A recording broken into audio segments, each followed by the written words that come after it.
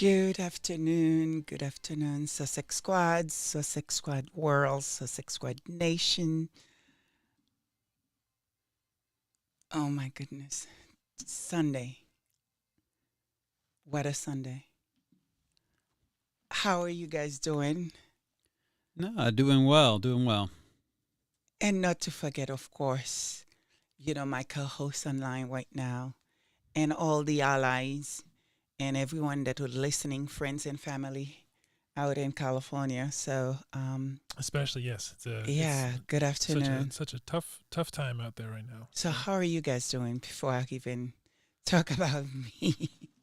So, No, it's there's a lot going on, but it's the new year. We had last week's service was a boost in a lot of ways, just in terms of what we were talking about, and carrying that into the new year has been nonstop work, but it is work that we certainly enjoy, and we're happy to be here this Sunday with you. well, I think after, what we see, unravel in California, that work you guys are doing, it's more important than ever. I mean, it really is. This is a defining moment. This is a time of history that we are literally watching, sort of history happening. It just probably not the kind of history we would like to be a part of, but it is. Yeah, and if nothing else, it is a moment in sort of broader human history of probably faster change than ever before in terms of That's the way right. our lives are getting We disrupted. are in the mix of it all. And I think sometimes it's very easy to sort of, forget it's actually happening or dismiss the fact that it's happening. But, we are a part of it. We got to document it. We have to talk about it. And we have to find a way to live with it And navigate it, yeah. and navigate it. So, Charles, how are you doing? No, doing all right, doing all right. Just it's been particularly busy of late. We always seem to have a lot of stuff going on, but in the past week or so, it's been even more busy than usual. So add that onto basically everything else that's happening kind of around the world, and yeah, it has been action packed. Yeah, I think Saudi Arabia, it's flooding at the moment. I did not. That's Mm-hmm. Saudi Arabia is flooding. a Yeah. headline you don't expect to hear. Yeah. That's wild. Yeah, there's a massive flood, I believe. Yeah. But also hello to everyone that's joining us and the co-hosts in the chat. We've got Jean MK, we got Sharon Augustine and Susie Q. Hello, Gwen Daniel and Mad World. Hello everyone. So good to see all of you in there. Yes. It is, right? You're looking at it now. Yeah, it says in 5 days ago, Yeah. they've been hit by unprecedented high tides. Oh well. Yeah. Several cities in Saudi Arabia has been hit by torrential rains and severe floods. So it says. That's right. So and That's this was right. reported on the 8th. I mean, City of Angels, which what they call Los Angeles. And I spent a lot of time there, very familiar with the area over there, and have friends and families that who lost their homes, everything. And I was actually listening to Billy Crystal, who said the toughest part for him was not just the fact that he lost his home, him and his wife, of course, family. It's loss of proof of life, and what he means by that, it's just you live in a home and you accumulate things that talks about your life, sort of whether it's 10 years, 15 years, you know what I mean? Those kind of memories that you made in this home, and it just poof, gone. Everything gone.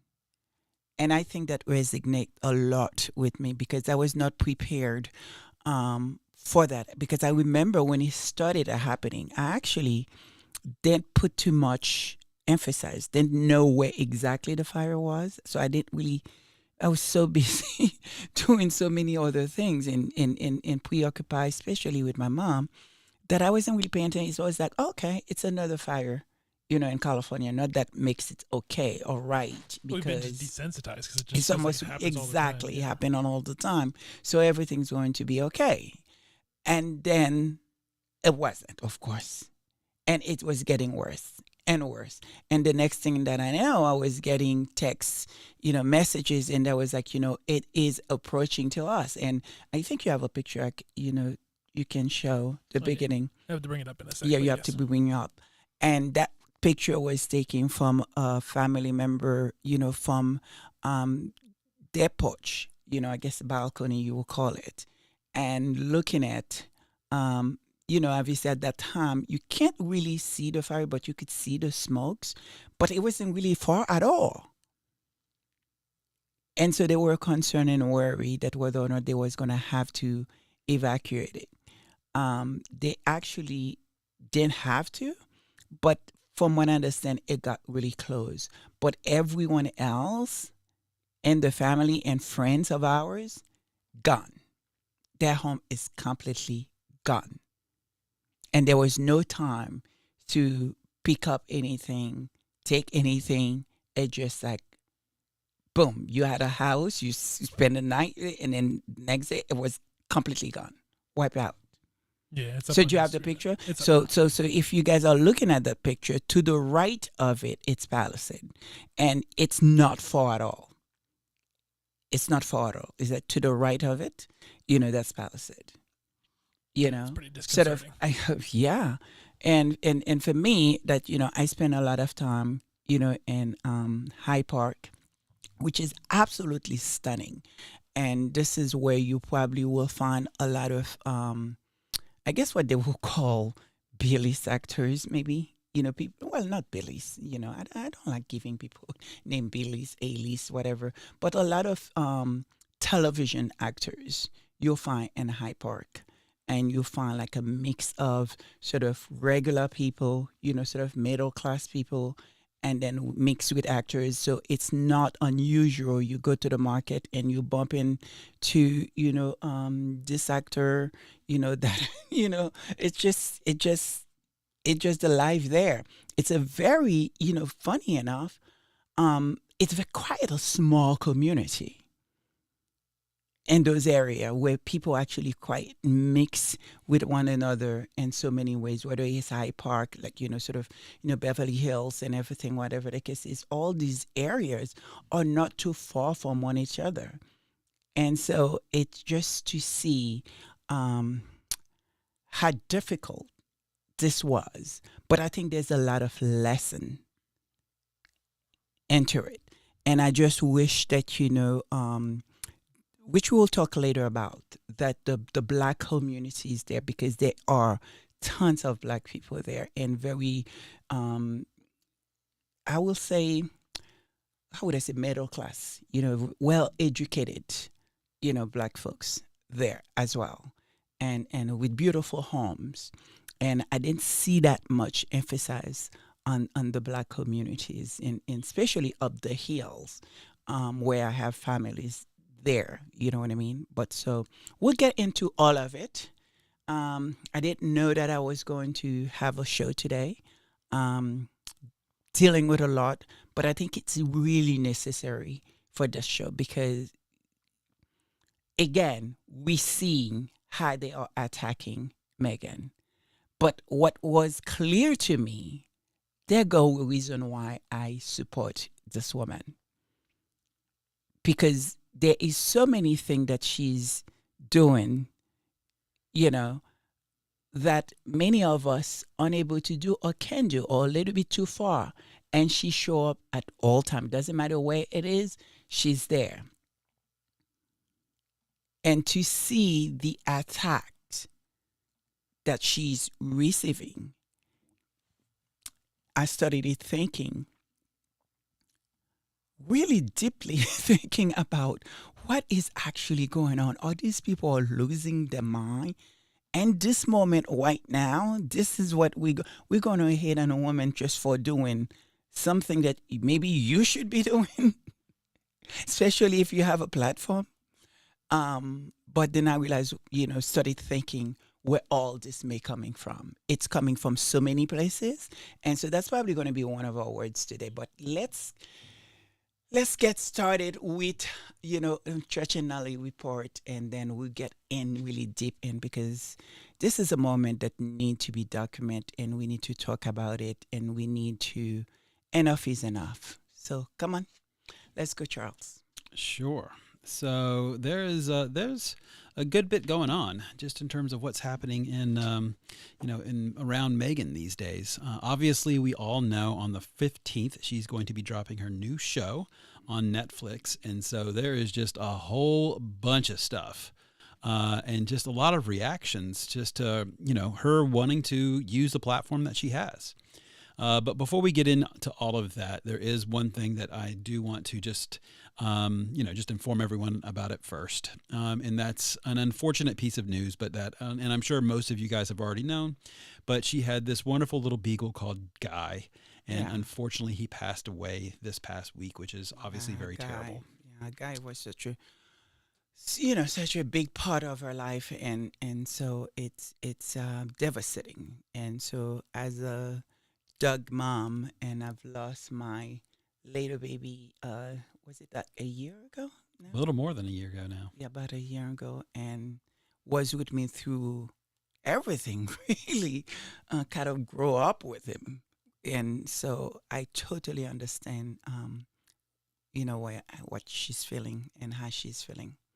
Yeah. So, and certainly it is definitely rough. And then we actually just got some news, and I'm not sure of this, so we'll have to just confirm. But Lorna Williams actually just said that they may have actually pushed back the date to her show to March 4th, which I am not actually sure. Who? But Lorna Williams. So we'll have to we'll double check on that. She said according to the source People magazine. Yeah. Yeah. So thank you, Lorna. Yes. So we'll check in and see what they have to say. Wait a minute, they're all gonna push the show. Delay the first episode to March Delay the 4th. first. Yeah. Wow. If they do that, which I actually was praying that they do that.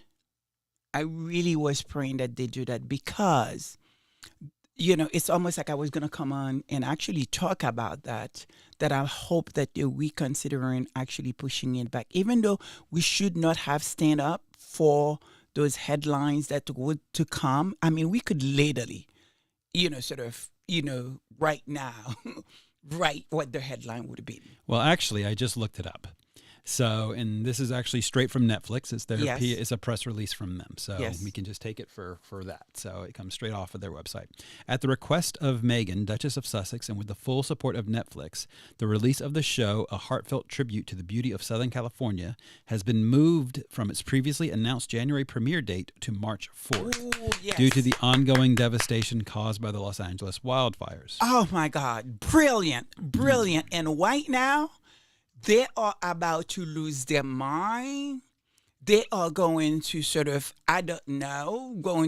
because they were waiting. And we all know, all the Sussex squad right now, come closer. You guys know, I don't have to tell you what was going to happen. The headline was going to be, oh, she's pretending, oh, she's using, oh, how could she, have her shows on, and that devastating. I'm telling you, they were waiting to eat that. Yeah. So the rest of it. Wow, what it is. That is brilliant. Do we have the clapping, thing? Because we really need that. I need to observe that moment. Oh my gosh. We do have the clapping thing. And you know what? I actually would like you to read it again, because it's so important. The fact that it's coming directly from her. Please read it again, so everyone, especially those of us who probably just joining us, just read it again, please. I will. So, and there's a little bit, so just let me go on. So, at the request of Meghan, Duchess of Sussex, and with the full support of Netflix, the release of the show, a heartfelt tribute to the beauty of Southern California, has been moved from its previously announced January premiere date to March 4th due to the ongoing devastation caused by the Los Angeles wildfires. I'm thankful to my partner at Netflix for supporting me in delaying the launch as we focus on the needs of those impacted by the wildfires in my home state of California, Megan says. Read on to find out everything you need to know about With Love from Megan. And then it just goes on to tell you a little bit about kind of what the show's about, which is we've already been talking about. I'm telling you, right now, what time it is in England right now? Tomorrow morning, they're going to wake up and find that out because, those headlines already have been printed and waiting to put on. They were about to go in. Yeah. So first of all, I will actually say thank you so much again to Lorna Williams for alerting us. Thank you so much for alerting us. She's not on the chat anymore because she said she has to go and start cooking. Yeah. So just wanted to give you a quick shout out for that. So thank you so much for the update. Wow.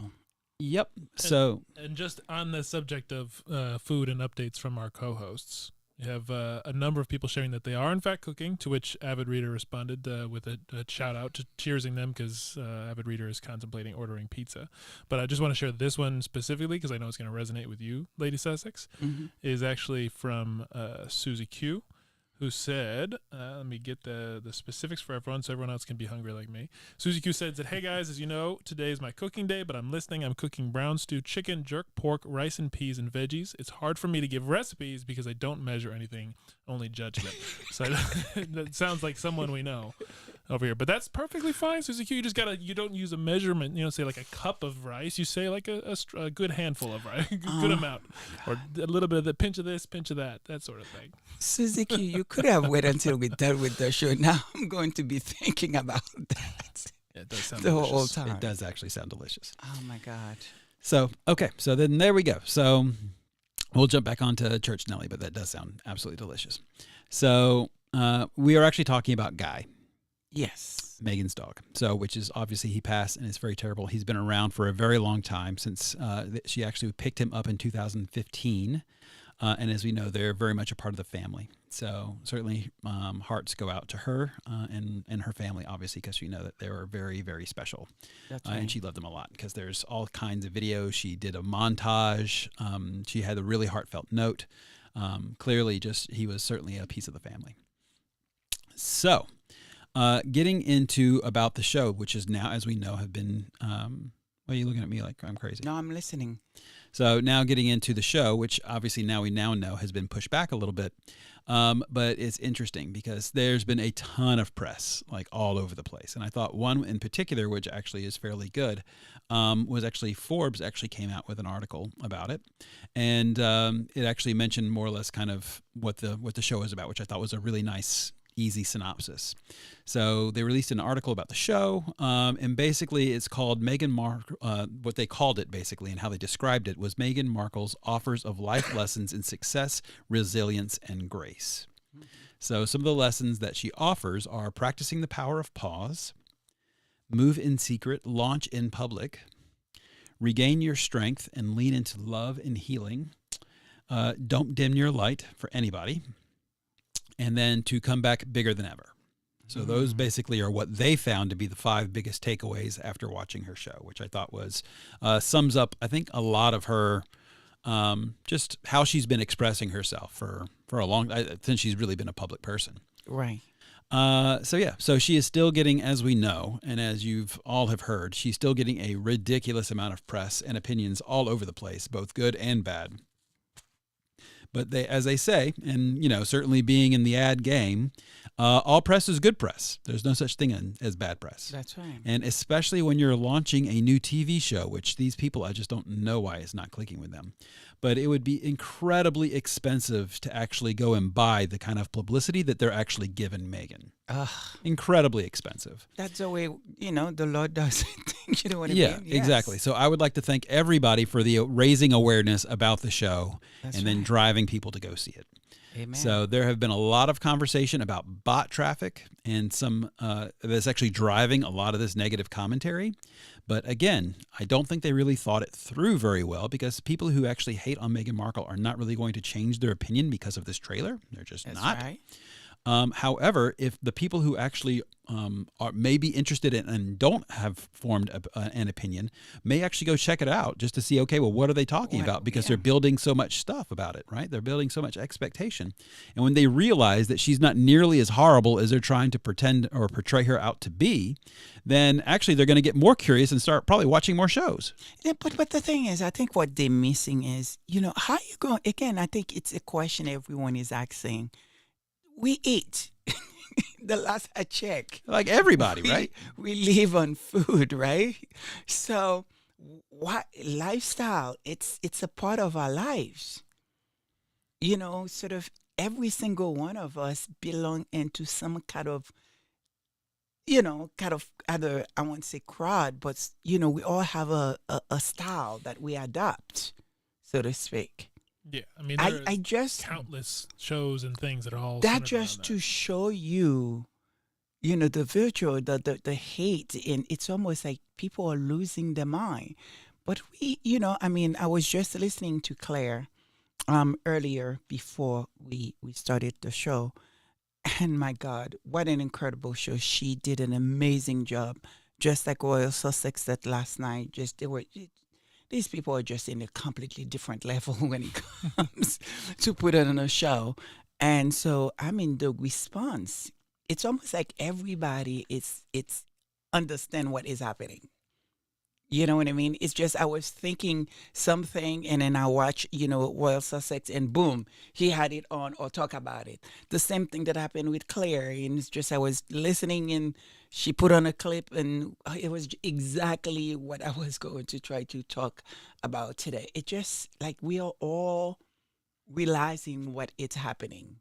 And I think people are start catching on. The amount of men now I'm seeing coming, sort of to defend Megan, it's incredible. That's not something that you saw maybe a year or two ago. Actually, on that note, we do have a couple contributions from our co-hosts in the chat to call out. One directly related to that from Benjamin Padilla, who said, whomever the gentlemen hosts are, this is my first time here, but thank you. This space is definitely female-centric. Nothing wrong with that, but I feel outnumbered sometimes, LOL, although everyone is fine. But there's certainly that's something you were saying. That's right. It is really important. Yeah. But a lot of men are coming into that space. I think that the thing is, it was really, really, really important way in the beginning. And I'm so grateful to have you guys still able to join me, you know what I mean, as my guest. Because this is really not even you guys' thing. It's not like you guys follow the royals like that or know that much about the royals, even though Charles, you are a subject of the king. Certainly not. I am not. Yes, you are. My mother is. That makes you half British. Thank you you're very half much. subject. You are half subject. And Australian, of course. But the point is, what I'm saying is that very early on, and I remember that, our Duchess was talking about that, men need to be a part of that conversation. And I also hear it from Royal Sussex. And I was, so it just like, but there was not that many men at all. So when I approach you guys, and you guys who have absolutely no idea what the heck I was talking about, and actually say yes to support me. And so I'm very, very grateful for that. And it's so necessary.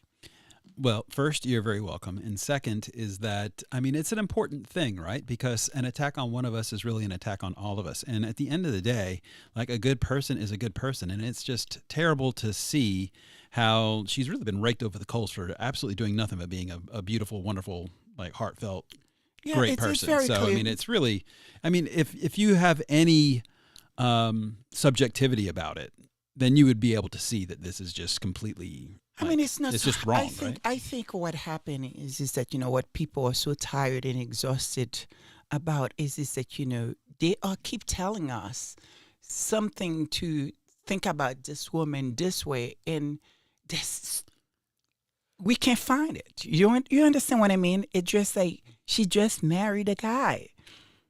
And everything that, we had come to believe about the royals, we are finding out that is so not the case at all. Do you understand what I mean? Yeah, they're doing themselves no favors by doing all of this. And it's sure. all online for us to see. You know, this woman particularly, I mean, I'm telling you, this is the brilliance of, Harry actually choosing this woman. I mean, they both choose each other. To find a woman that will certainly where her whole life has been documented. Do you understand? There was not much you can actually really find that negative to say about this woman. And I think, seeing what she's going through, could you imagine if it was somebody else? Yeah. Do you understand what I'm saying? Even if someone had lived a life as spotless as she's put out there, I think being able to just withstand the onslaught of craziness takes a certain kind of someone, a special kind of someone. Right. So absolutely. But I did want to jump back in. Yes, please. So before I do jump in, a few more things just from our co-hosts, and it is wonderful to see, especially all of our members here: Chef Sandy Love, Sylvia Fielder, V. Thomas. Thank you all for joining. But I think just wanted to say this because I know you'll appreciate it, Lady Sussex, as well, in terms of just what this service is. As we heard from Arnett McCluskey, who said, "Thank you, Lady Sussex, Charles, and George. You are keeping me company as you do most Sundays while I'm working the night shift. It's 10:50 here in the UK." That's nice. Glad to be keeping you some company in the night shift. Wonderful. Exactly. So, hello, Arnett. I hope you're having a good time at work. So jumping back in, where am I? I lost my place. Okay. So my point being is that at the end of the day, like, I think that all of this publicity, good and bad, is driving a ton of just awareness, and then it's going to actually like push up viewership of all these things. Mm-hmm. And at the end of the day, if someone's coming in with a fresh point of view in terms of who is this person, they're going to actually leave with a good impression of who she is. And then at the end of the day, it's actually going to kill their own credibility. So I think the whole thing is kind of pointless. Because the thing is, the content is very light. It's very, refreshing, but yet very relatable. Again, because it's food. You see what I'm saying? It's like you can lose yourself on what she's actually doing. I mean, did everybody forgot? Well, at the end of the day, let's just cut all through all of that noise. At the end of the day, like, nothing about this is controversial. I know. There's nothing controversial about it at all. But so it's literally, this is a manufactured thing. We should just understand, admit that, and then just be like, it's just what it is. I think at this point they are it's just completely going manufactured. But I think there is something behind it, and we'll get in deeper, later on the show, what is actually behind it, because this is how ridiculous it is. So, well, exactly. Go ahead. Okay, so now, kind of taking a quick left turn off of that idea, just also wanted to kind of give a quick shout out to the squad, because apparently it has done what it does. That's right. And apparently Meghan McCain is just now getting a taste of it, because she has actually had to restrict her Instagram account because there are just so many people giving her grief on social media and letting her have it. Right.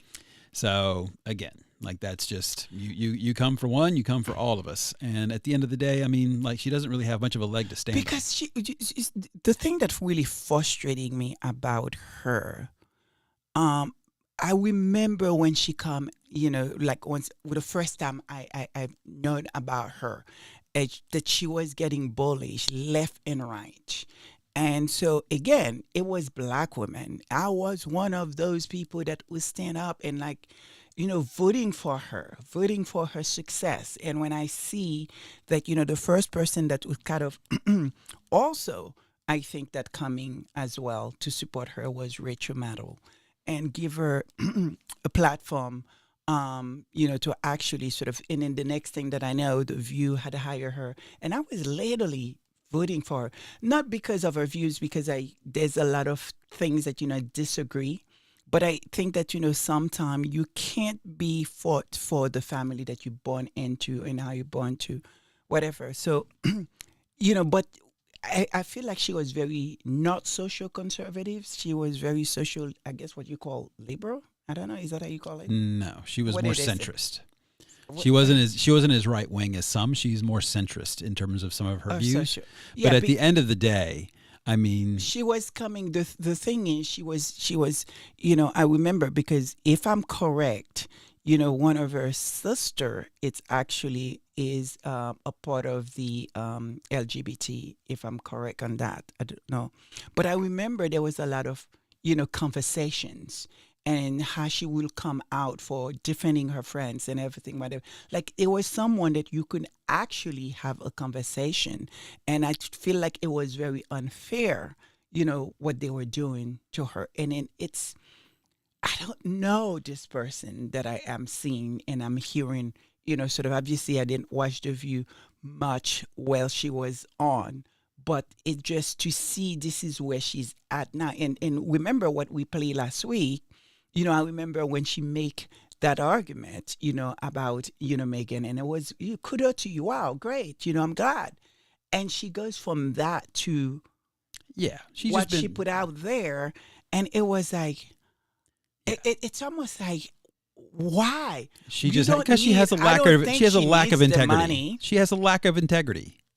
I don't think she needs the money. I don't think she needs. I don't think she needs the. I just don't really get it. I don't get it. I don't understand it. It's just so frustrating because yes, we all come from different places, but we can have a conversation. We can have sort of we can meet in the middle and be okay. And especially for someone such as herself, it's not like she's in the need for the money. Maybe she does. I don't know. But the point is that what is going on with her, and that's so like I don't get it. All I know is the funniest thing is I forget who it was that wasn't familiar with Megan McCain during our last service. I think she was coming from maybe Portugal. She said she was coming from one of our listeners and co-hosts. Yeah. Trying to figure out why everyone was calling her Buttercup, and looked it up and found the Powerpuff Girl and got real confused. And I think it was maybe it was Lavertha August. It was maybe one of the other our other co-hosts that said that's got to be our new catchphrase of when someone's angry with Meghan and Harry for succeeding. The whole new "suck it up, Buttercup." Yeah. Well, wasn't it from that guy, that new contributor? Isn't that what he was talking about? And all of a sudden, the Buttercup became more in the common parlance. From last week, Willie Yeah, D's? yeah, Willie yeah. D said it Yeah, at the end, he was so saying that's, it a couple times. I just hope, anyway, to close on her, I hope that, she have a time and just reflect on that, especially when it comes to the Sussex squad, that people really understand is a group of people that are just not, you're just tired of the bulliness or just tired of the, what fails sometimes that, sort of hate against, sort of, people that, you should not, that will just try to live their life and doing good. And so, and the kind of people that is a part of the Sussex squad are smart, are brilliant, are hardworking, and those who are retired, have put on the hours and put on the times, and they're just not having it anymore. Yes. And they are organized, and they are not gonna let anybody bully them, and certainly not Megan. And you know what, Harry, I think especially when it comes, at least what I feel, the black community had to embrace Harry, and very early on, his brother. What is his brother name again? William. Yes, William. Because it's almost I've seen this before, and it just from the word of my mother. She, in some ways, had feel almost like those two are her kids. Like she feel responsible for them. And I remember she was constant. What's going on? There's a noise. Where is it coming from? Oh, that's a firework. So I remember my mom, until now she's no longer able to communicate really well because she's dealing with really, I guess I could really say it, early dementia. But anyway, I cannot really just say that, but I need to say it. Up to that point, she's constantly checking on them to make sure that they were okay.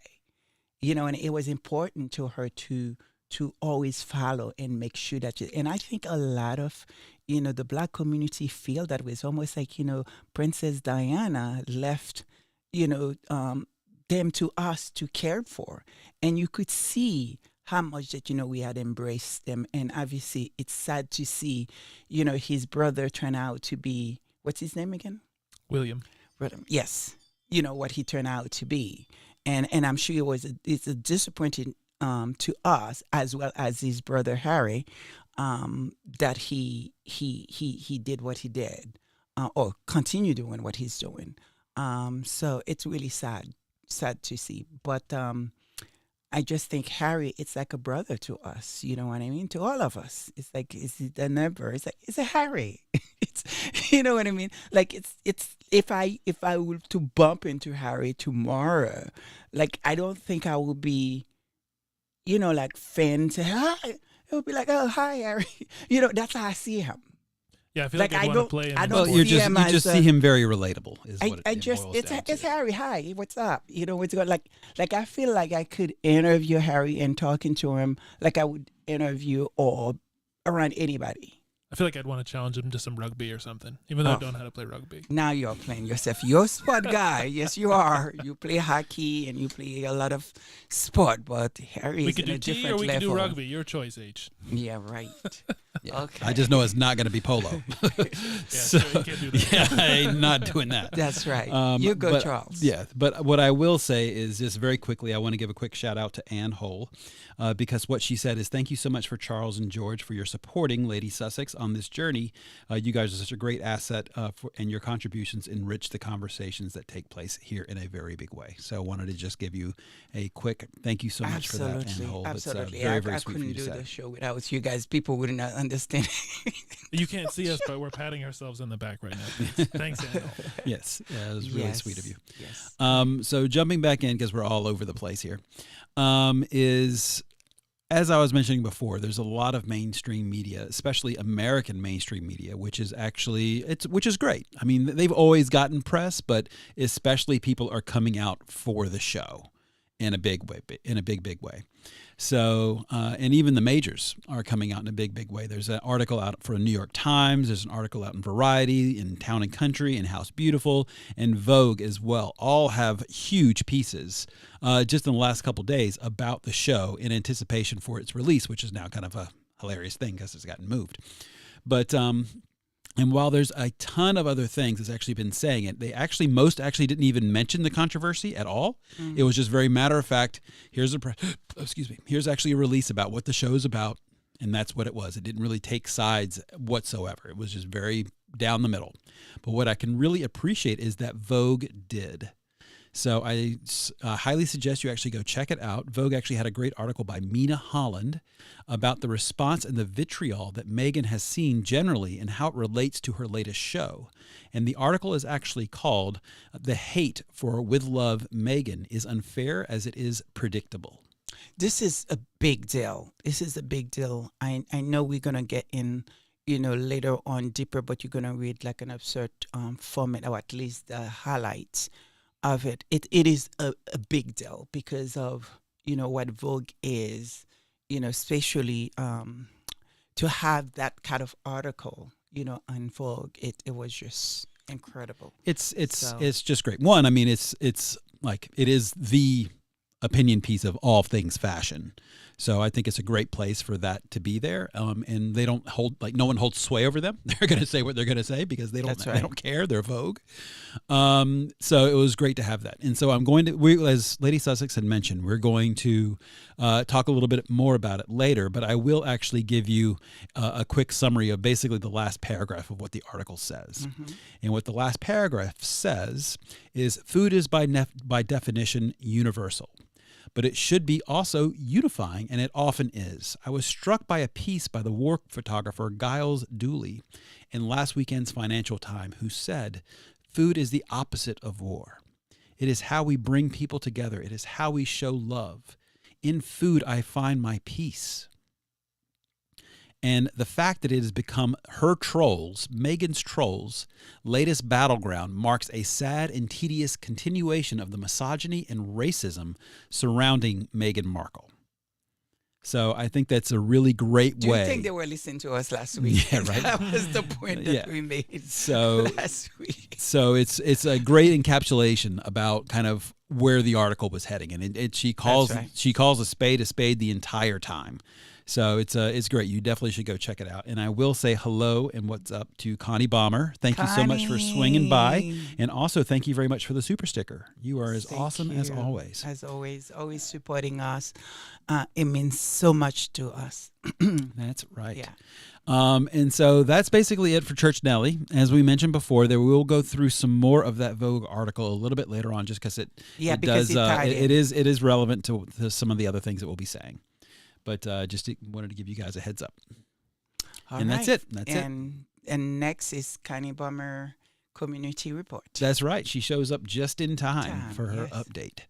So prayers, first and foremost. So certainly prayers for the community, prayers for our mental health. 2025 is going to be kind of crazy, I think. It's gonna be a full-on thing. So everyone just buckle up. And certainly for the strength to overcome any adversities that we have. And then there's a couple actually we mentioned from last week, but we also wanted to make sure everyone else also gives a quick shout out to them as well. So first is a Sussex content creator called Mrs. Katz, and certainly sharing and sending our condolences to her because she just lost her mother. Yes. So it's a really tough thing, and we certainly wanted to make sure that we understand where you're coming from and wish you nothing but the best. And the second actually is Sussex, a squatty who calls herself Big Mama, has a son who's also in the hospital, and we want to send out well wishes to her as well. That was last week, and so hope that he's doing well. That's right. Ivy, content creator that we all know and love, actually has just released a new book. Yes, so which that we is promoted last week as well. That's right. Yeah. So certainly. And I hope everyone go and support that. If you have young kids or nephews and nieces, and or if you just a big kid just like me. Speaking of the unifying force of food, it is the secret world of broccoli, carrot, and friends. That's right. See, right on time. Connective threads. That's right. Exactly. Yeah, just please, guys, support Ivy. Support Ivy. She's incredible. I call her the professor. Yes, she is. She's very good. She's very academic. She's very like almost like I feel like whenever I'm listening to her, I need to pay attention. I need not to move. Literally, there is something about her, the way she come across. It's like you're in class. You're going to respect. You're gonna pay attention. You're gonna pay attention, and you're gonna do your homework. Exactly. Yeah, she's very much like that. Yeah. So, hello, Cookies and Cream. I saw you just swing in, so it's nice to see you. And then last but not least, finally, in regards to Megan's Beagle Guy, as we've already said, the squad once again has come through and has actually raised $4,200 for the Beagle Freedom Association or whatever. Yes. In his memory. So as always, guys, you guys are awesome. I actually didn't even know about it. I think I was watching Royal Sussex, was it the night before? And then as well as yesterday, and he, he was kind of like promoting it, and I was trying to figure out, okay, and I think they were looking for 2,500, and then they end up making like something 42. So yesterday, I hear him talk about, we made it more than they expected, as we always done. Yeah, you guys always show up and go above and beyond. Yeah, but that wraps up Connie Bomber's report. It's Church and Nelly. It's on. Have not actually Church seen and Nelly Church has in there. not appeared. So Because last night usually she's throwing jokes by about 50 times by now, but no, not today. she was trying to promote something, and I kind of like take a screenshot in Royal Sussex in case if he's listening. It's about this. I think it's one of the Squatty. It's Squatty Hooks. It's a site. I'm assuming. I think it's something has to do with pictures. But I didn't look into it, so I'm not really sure what it exactly. Nice. That's as You're much as promoting I got. something we have no idea what. Yeah, well, Squatty Hooks, is that what it is? yes, it's a site. So, Because he was looking at it and I trust him. He's like, oh, nice pictures. But I was, he's like, I'm listening to him and I'm dealing with my mom. So it's a lot to do all at some time. If any of the co-hosts know what Lady Sussex What in the was world just she's referring talking to, about. then please put it in the chat. It's for everyone squatty else. hooks. Something squatty hooks. Yeah. Something squatty hooks. And while you do, just want to also say a big thank you to V Brame. Thank you so much for the super sticker. We appreciate that. And it's also great to see that there's so many names in here that are some new names that don't, maybe just names that don't always show up as frequently. Maybe it's good timing. I don't know. Oh, But please. a lot Well, of people let me mentioning that just they're happy to catch it live, and subscribe and especially share. Oh yeah, well that's true. We need to- And what's the name? The next one? Thumbs up. yeah, like usually you start with like. That's how you know we're. That's how Well, you know. That's how you that know we're is rookies. thumbs up. Thumbs up.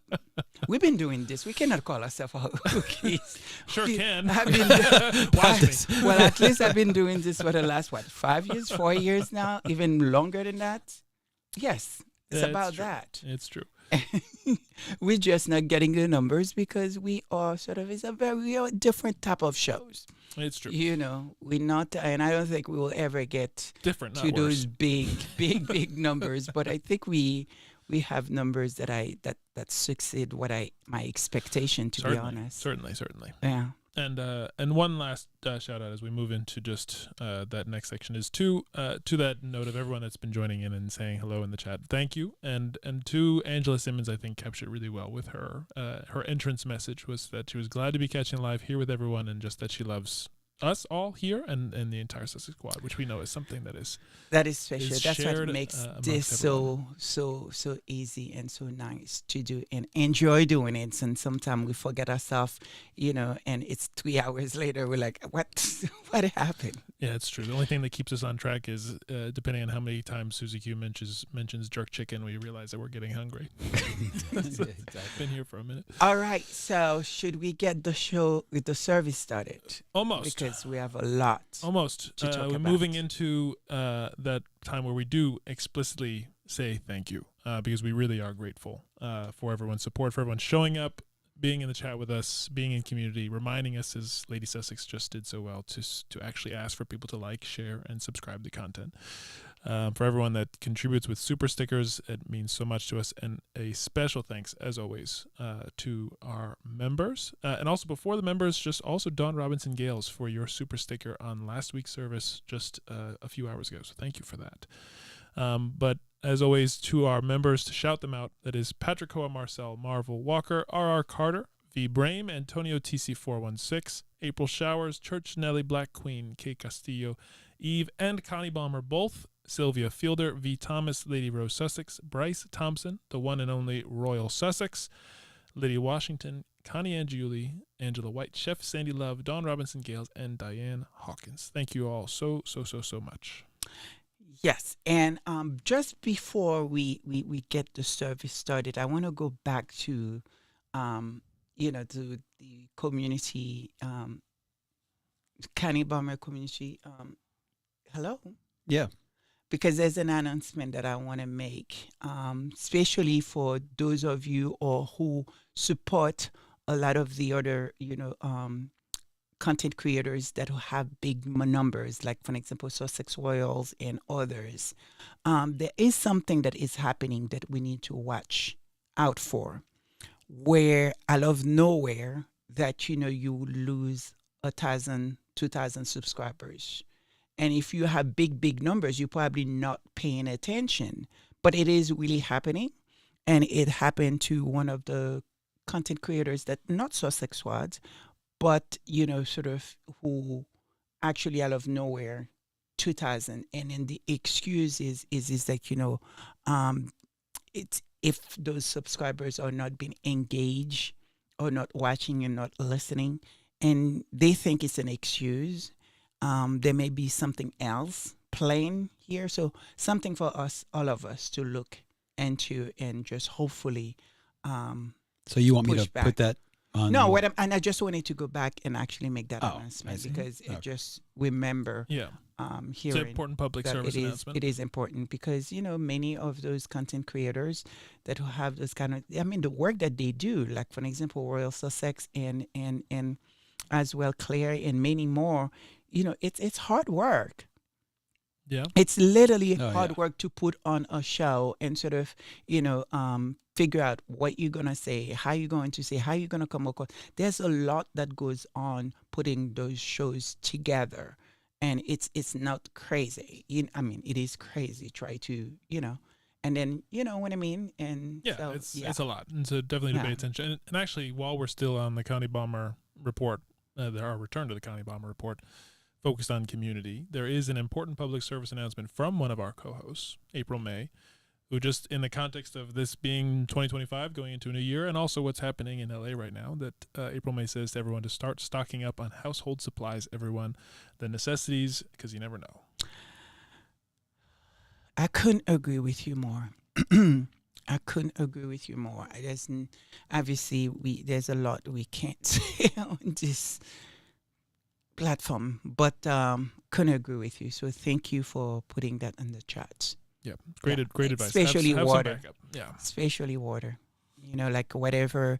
If you have those, try to buy. If you buy your milk, buy it in those gallon, and then rinse it and fill it with water. Yeah, fill it with water. There you go. That's what I would say. And so now we can move on, which we do by, again, reminding everyone that we are clearly not experts, nor do we claim to be, and that for all of the information and things that we're talking about, we do our research, but you should also do the same. You should get perspectives from a number of different sources with different opinions before you make your own decisions. Certainly fact check. It is important, especially more so than ever in today's world. And even though this is a church service by name, we're not trying to convince anyone to change their religion, to change their beliefs. We are here to ask questions and highlight those individuals and organizations and groups that we feel are really working and doing important work on the front lines to make the world a better place, and in particular, the Duke and Duchess of Sussex, as well as the Sussex Squad. Yes, and there's so much information, so much is coming at us, fast and quick, and try to figure out what's true, what's not. So, do your research and, check different sources and, and also everything you say, it's alleged, or at least everything we say, it's alleged. Because I think that's going to be the only way to protect ourselves, because they are coming in fast and furious. So let's get the service started.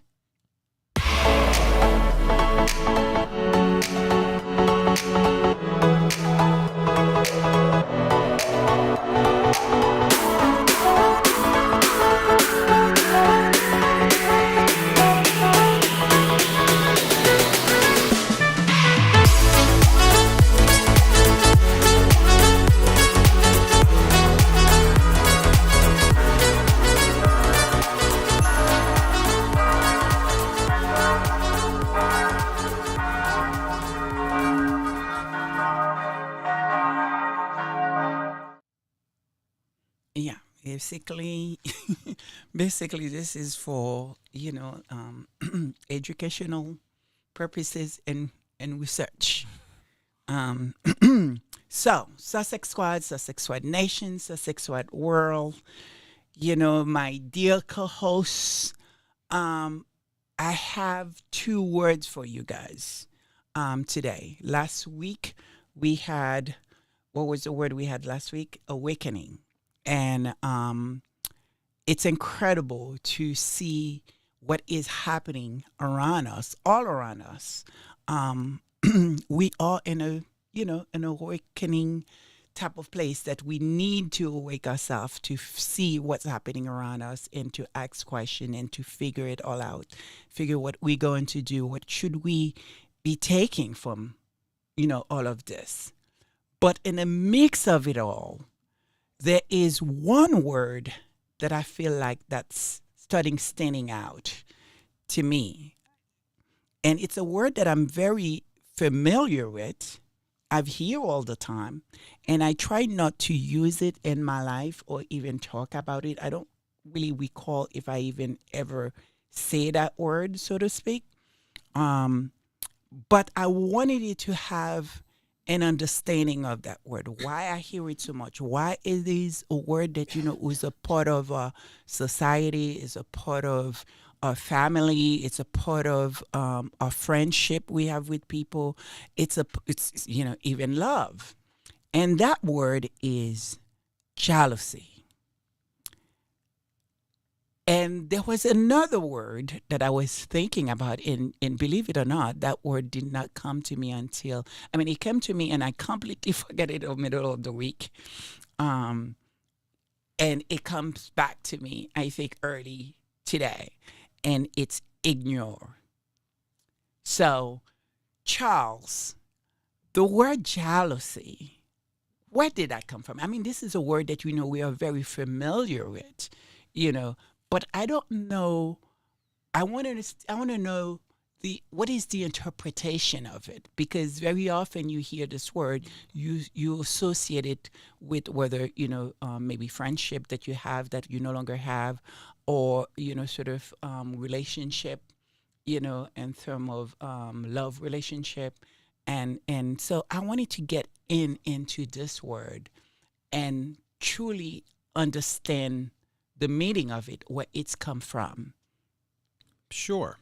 So I'm actually going to do you a little bit better than that. So I'm going to give you jealousy, but I'm also going to give you the word it derives from. So I'm going to also give you jealous. That's right. Because it's important that you understand both of these things, because one's That's just simply right. an adjective of another. That's right. So jealousy in and of itself was actually used for the first time was used in 1682. So that's basically when the first time that it was used. It's actually, and what it means is a jealous disposition or attitude or feeling. So you just feel jealous. And then the second is basically zealous is another word for it. But that doesn't really put you where you need to be. So what jealous actually means, it was first used in the 13th century, so much older. It's actually derived from the Middle English and actually is a derivative of late Latin. And the first, which I think is actually the most critical, is being hostile towards a rival or one believed to enjoy an advantage. And also relates back to you being envious. So there's very close kissing cousins between jealous and envious. That's right. And such as, an easy way to think about that is success made his old friends jealous. So clearly that aligns. The second definition here is intolerant of rivalry or unfaithfulness. Is also interesting. So, it could be just jealous of the slightest interference in the household management. So It's just, again, it's more of a rivalry thing as opposed to something where they're just, So as opposed to someone who enjoys that advantage, they're basically just that feeling of a rivalry. And then also is disposed to disposed to suspect rivalry or unfaithfulness, being like a jealous husband. And then the third is basically vigilant in guarding a possession, which I think is actually super interesting when you start thinking about how that actually starts connecting back, and then what possession are they actually referring to? That's right. When you think about the context of Megan. And so the example they gave of this particular phrase of it, or meaning behind it, was new colonies were jealous of their new independence. Amen. So yeah. And so now you guys see where I'm going with this, right? Because to see what it's been going on the last couple of weeks, obviously, we can see the hate. We can see so many other things. The fact that, this is a black woman, but I wanted to see what else that's there that cause this sort of, really, it's a cooking show, or it's her helping people, showing up, do good. What else that can actually do that besides hate? Do you understand what I mean? Because I'm thinking the way I'm thinking. There is certainly hate. It's probably the first thing that's going. But there's a lot of people who probably will see themselves not particularly they hate this woman, but the jealousy they have in their heart, it's causing hatred, and they don't even realize that. Which you will find very often people that say, well, I'm not racist. Like when you tell them that, they've been, racially biased, like they don't really get it. Or even if you see some of people who looks like Megan, or who looks like us, sort of black people that was a part of just bashing this woman. And of course, you're not going to say that they hate whatever the case is, but there is something behind. They don't really understand the kind of jealousy they are carrying in themselves, creating that hatred, which they're unable to describe it for themselves. I wanted to look into that to see the meaning of that, because we hear it all the time. Like for me personally, it's not a word that I don't think I ever use. I've never like, oh my God, this person is jealous of me, or that person. And they may be, or even in the work that I do, like, I've hear it around, but I've never allowed myself to actually use that word. I try not to go there or even think about it at all. But it's always around me. I've always hearing it. Do you understand what I mean? But it was for the first time that I actually sort of wanted to look into that word and actually really say it. I think it was important because I wanted to understand what will actually make someone just trashing or talking about a show you have not yet seen, something that you probably do in your life, and which is eat food, entertain, and you're going to have a problem with that. Where is that actually coming from? Well, actually, it's interesting. I'm just going to cut you off there for just 1 second, because funny enough, actually Benjamin Padilla and actually goes into very much what I was actually thinking and what you and I actually discussed before the show, which was, how does this actually tie into some of the what we know that the Bible says? Correct. For instance, what actually goes in. And this in particular actually goes back to Paul's teaching specifically on jealousy, because he actually had a particular sermon about it. And so what it says in Galatians chapter 5, verses 19 through 21, and as well as referenced again in James chapter 3, verses 14 and 16, it says that jealousy is a work of the flesh and leads to disorder and division. So that's how he actually defines it, and then obviously his implication. But he warns that jealousy, along with envy, and I think it's really important because we have actually discussed this word before. Envy. The idea of envy is a part of sinful nature and a sign of living in the flesh, or living for what it is that you want to know and what you need. And in contrast with that of fruits of the Spirit. And James also highlights that jealousy breeds disorder and strife. And then specifically what he actually meant, and just to reference back what those two verses are about, is the acts of the flesh are obvious: sexual immorality, impurity, and debauchery, and idolatry, and witchcraft, hatred, discourse, jealousy, fits of rage, selfish ambition, dissension, factions, and envy. That's all what he kind of groups together in terms of they all act as sins of the flesh. And jealousy is one of those. And for where you have envy and selfish ambition, you will find disorder in every evil practice. Absolutely. And it's correct. I mean, this is what's so beautiful, wonderful about this book, sort of the Bible. It's all there. I mean, it just to see, this is what we are seeing happening. But it's also what we're seeing people are now responding to, who normally pay attention to Harry and Meghan, or just now learning, or maybe in passing. They certainly know about the wedding and all that, but it's very obvious to people what is happening. And when you listen to the definitions and you see what she had to endure, with the royal court, the over there in England, and it's like it's all there. It's all there. It's just very, very clear to me, because you have one section of the population, it just hate, period. I mean, is it what it is? And there's no denying it. And you have another group, it's very clear, that will either fantasize about Harry and, sort of, again, maybe they will bump into him. I don't know what it is that, about Harry that the fantasize. Maybe that they think somehow they will have an opportunity with him. And you have another group, all of a sudden, that who see this biracial woman, everything that she is what they're not. Everything. And she's not able to just only do it, at best that it's ever done, but decided to say, you know what, I'm done with this. I'm done with this. And I'm living. And her husband decided to live with her.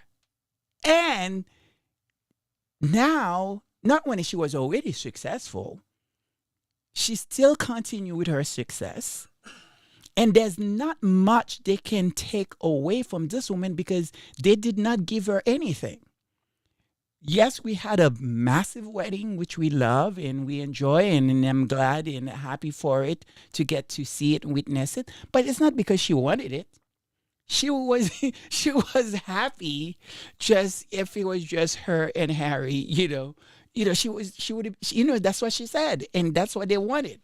But it was the royals that wanted it to have this spectacle, this big thing. Again, that is something to be jealous of. How dare she? It's interesting, actually, the understanding of jealousy and envy and this whole thing in the dynamic of Harry and Meghan, specifically in the realm that they occupy in our collective minds and society, because of exactly what you're talking about. And this first journal for that actually kind of, I guess before reading it, share that there's two lenses to think about it. One is the lens of Harry and Meghan within the broader royal family, and also Harry and Meghan in the context of the tabloid media and how they have operated and what you've been talking about, Lady Sussex. But this journal is called Love and Entitlement, Sartre and Beauvoir on the Nature of Jealousy. It's by Irene McMullen, published in Hypatia in 2011. But Irene just describing what she's going to write about. She says, this paper argues that an essential and often overlooked feature of jealousy is the sense that one is entitled to the affirmation provided by, in this case, the love relationship. But maybe by extension, that might be in other relationships as well, outside of just a love relationship. By turning to Sartre and Beauvoir's analyses of love and its distortions, I will show you how the public nature of identity can inhibit the possibility of genuine love. Since we must depend on the freedom of others to show us who we are, the uncertainty that this introduces into one's self can trigger anxiety and pathological attempts to control those upon whom one's self-value depends. In jealousy, one tries to possess the other person's freedom in the hopes that a constant positive evaluation can be thereby secured. The belief that one is entitled to the self-perfection that such affirmation promises reveals both the important existential role that the beloved plays in the jealous person's psychic structure and the manner in which gender inequalities can promote such distortions of love. So obviously this article is specifically about romantic relationships, talking about that. But if you think about that, the control over someone else, That's the right. nature, the dynamic of an identity being more public, how that has an influence on it, and the jealousy resulting in this pathological attempt to control others.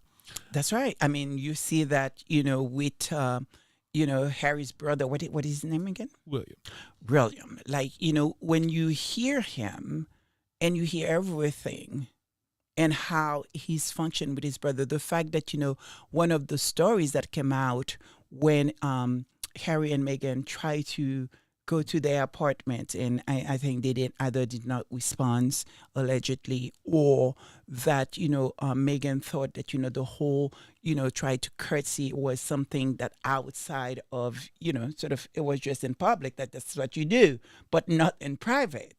Do you understand what I mean? And it's also, so everything this woman was trying to do and achieve, there. And the fact that, they never really able to step up. Yeah, and all her accomplishment for the short time that she was there, she have accomplished so much. When they all about sort of, hierarchy that, I come first, whatever the case is. And, they were trying to bury her in the media with bad press. But in the meantime, they was unable to step up and do the work. Yeah.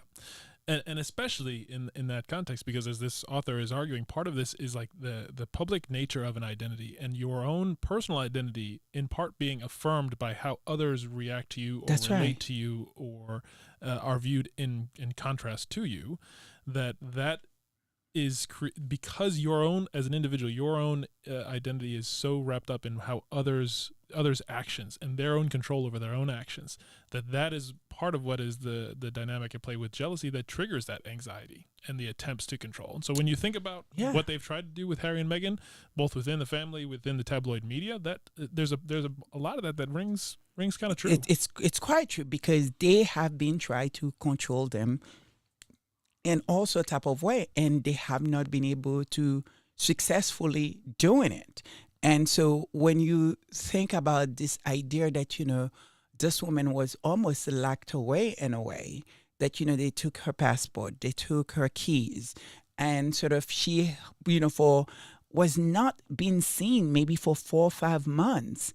And then they were telling her that, and when I think she was trying to either go out, try to do something.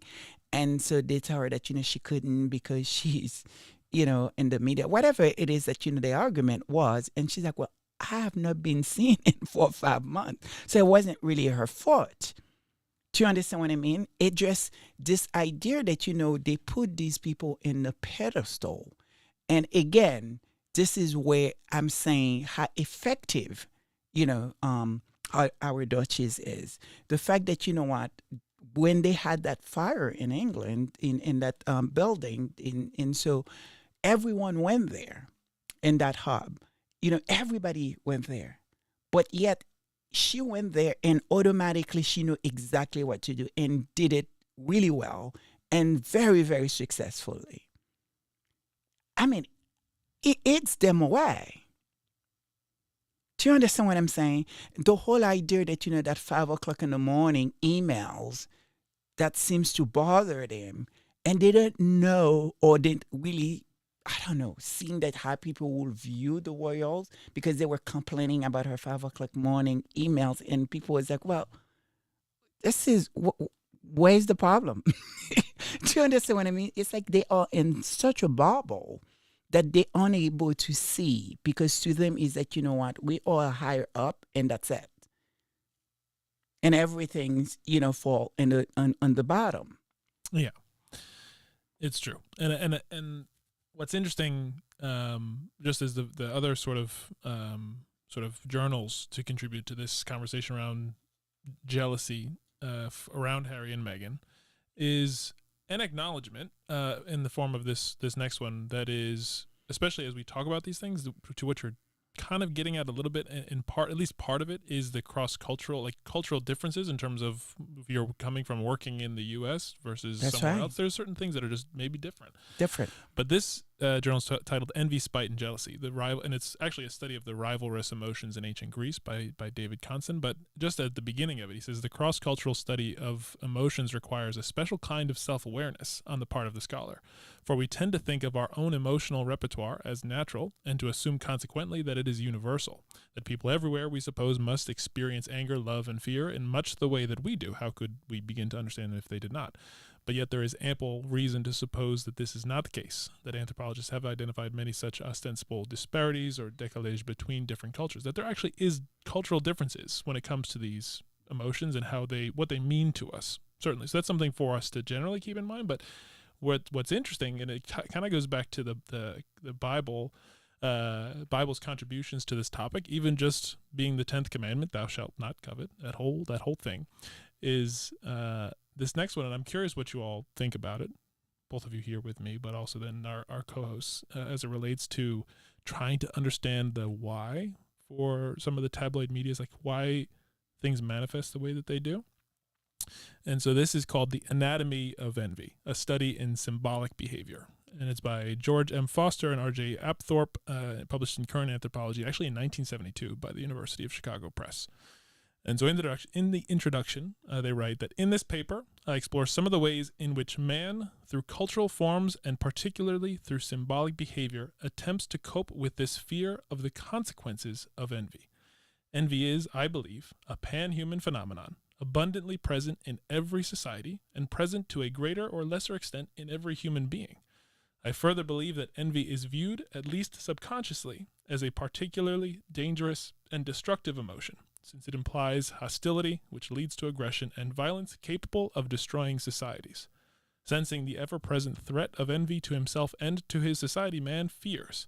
He fears the consequences of his own envy, and he fears the consequences of the envy of others. As a result, in every society, people use symbolic and non-symbolic cultural forms whose function is to neutralize or reduce or otherwise control the dangers they see stemming from envy, and especially their fear of envy. It is probably because of the enormous hold that envy has on us, and as a measure of the inner depths to which it stirs us, that we are reluctant to admit envy and to discuss it openly, except perhaps in situations formally defined as competitive, as pointed out below. As Sheck has recently pointed out, envy is almost a taboo topic in daily conversation, in research, and in literature. Examining the subject indexes a major American and British anthropological and sociological journals over recent years, he found not a single instance of the topic envy, jealousy, or resentment. And I think he brought, I don't know if I necessarily personally agree with everything that they have said, but it's an interesting thing to put out there, that it is actually so abundantly present and common as an emotion. And we each individually and collectively as society have to find ways to deal with that. And also it's kind of like a taboo thing that we don't necessarily want to admit almost. Yes, but I actually think that, this is where the cultural difference come in, because again, if you live in a society in a world that tell you you are the best, and you are the best, it's almost sort of you study you believe it, right? You believe it, and then all of a sudden you have this biracial or this black person coming in and present themselves. And they are the best. You know what I mean?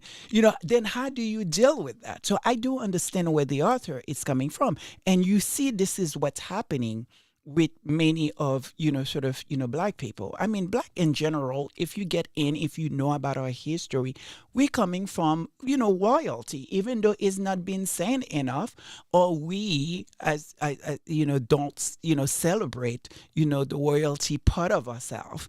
We don't see ourselves that way.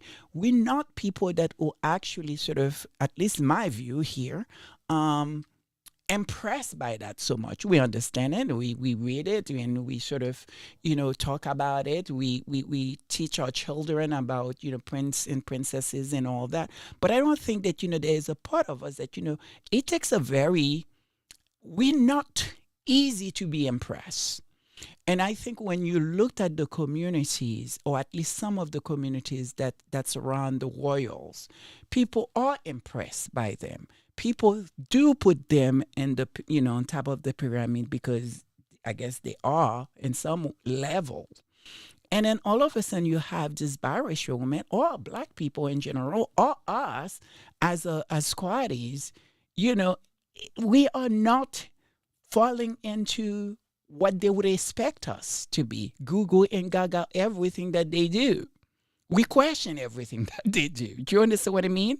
And you can see the difference from the so-called, how you call them, royal people that will follow royals like that. You know what I mean? How they Google Gaga over them, everything that they do, they cannot do anything wrong, so to speak.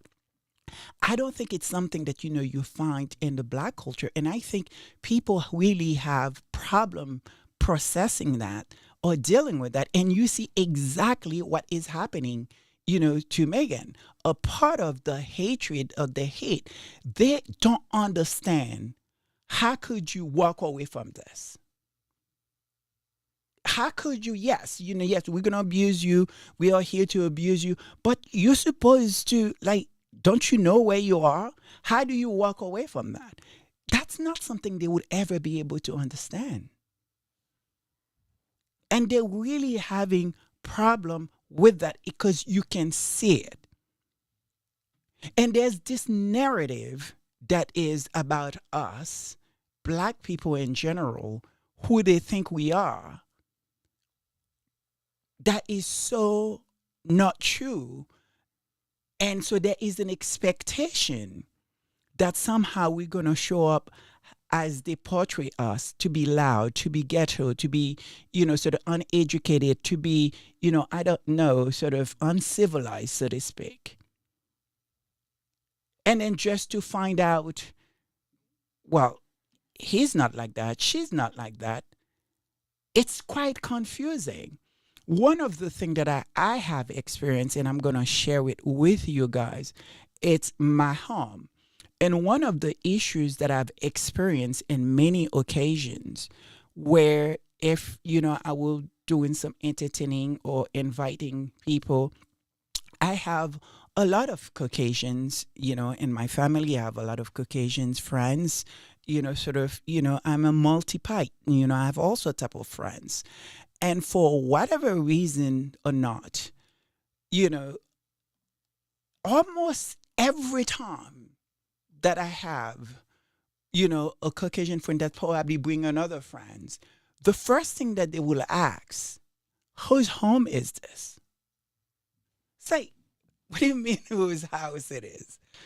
And it started bothering me because it started happening very early on.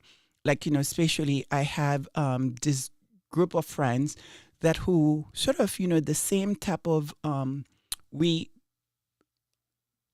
studying the same thing. And so this it's a different school. And but we live next door to each other. And my neighbor, who three white girls, living together next door to me. And I don't even remember why I had a party. It wasn't really a party, a get together. And so they brought some friends with them. And I remember, he showed up, he was enjoy the house and he's sitting down and his first thing was like, whose home it is. It's almost was shocking to him. And I remember thinking about it, but then make a big deal about it, whatever the case is. And it's really now I'm starting coming to an understanding because it's happened so much. And now looking at it, there is this thing somehow, black home. Maybe I guess they're expecting that, what, it's not there's anything wrong with that.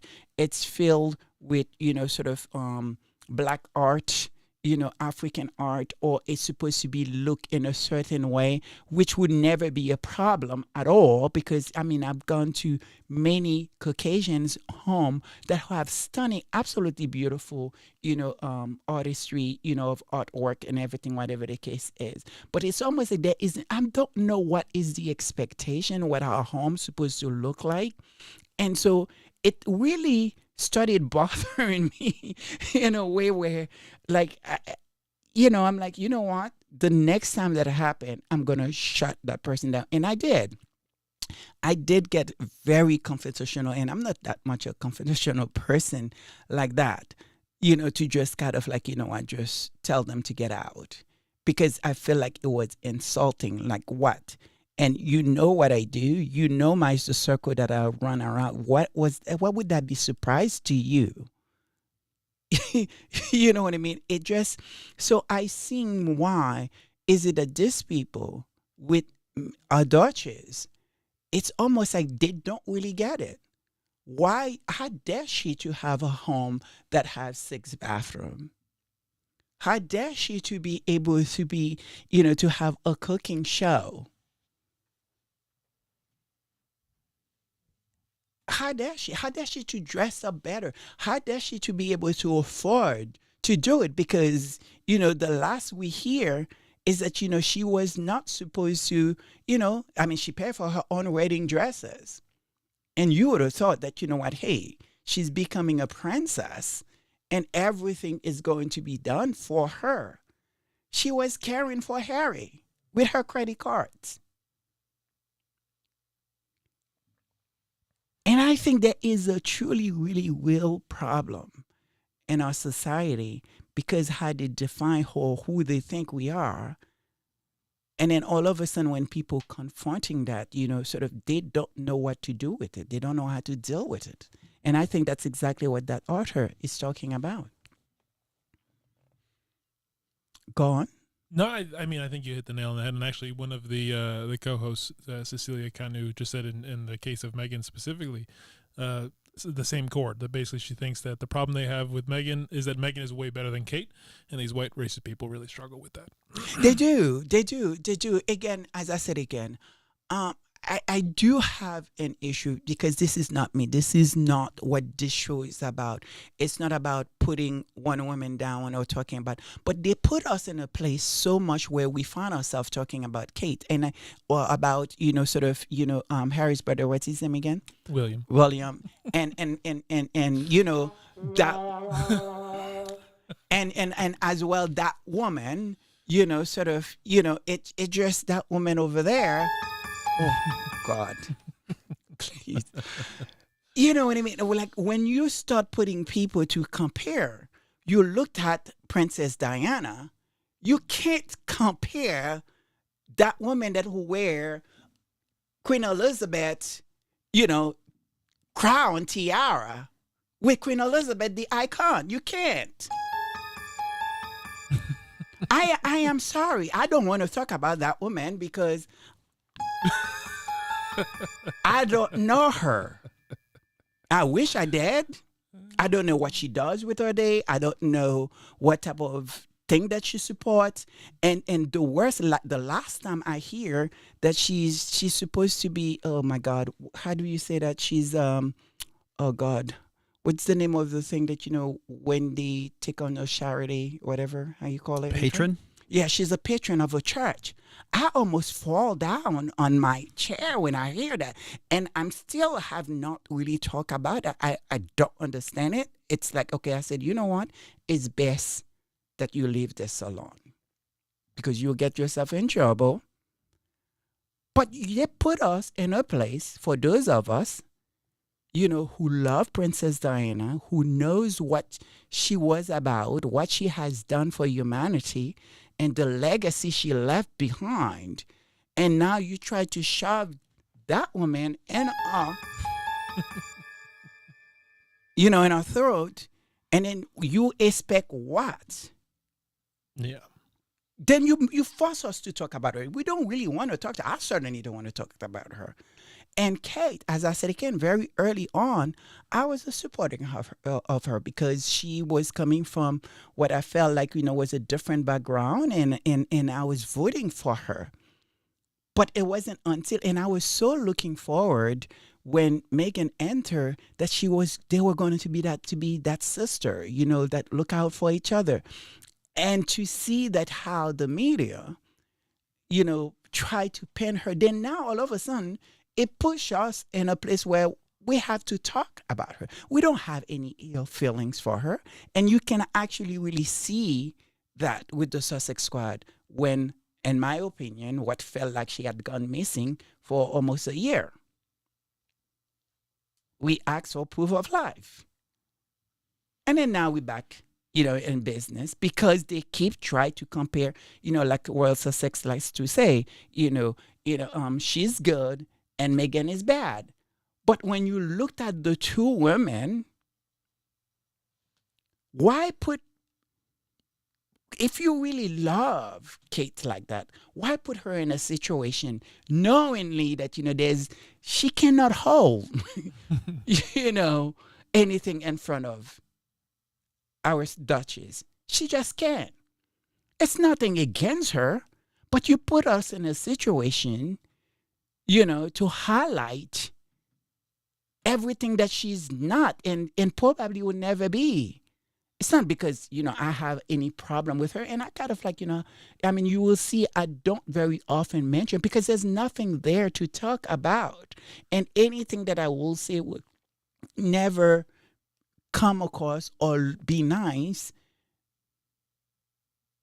because you can't compare the two. The same thing for, Harry's brother. What's his name again? I'm really always forget. What is his name? What's his name? Billy. William. William. Yes, exactly. Yeah, it's a problem for me. Again, not particularly because I have anything against William at all. In fact, again, as I said again, William's being almost like the brother in our family, because my family had embraced, Harry and him, sort of grew up listening as if like they were part of our family, so to speak. And to see, how it all turned out, and they didn't have the relationship we all thought that, what him and Harry had. And it's such a disappointing, especially when he said what he said about his mother. But again, when you looked at what the work Harry is doing, always have been doing, and then you try to push him and tell us how sexy he is, he's the most sexiest man, I beg to differ. Or everything else that we don't know him to be, then we're looking at, then you forced us to actually talk about him even though we don't want to. Yeah. By the way, just as a totally not unrelated, but sort of unrelated interjection, just because it's important, we have heard from Church Nelly. She says, "Hello, all. I'm boat riding today. And we'll be listening. I wonder if my wig is waterproof."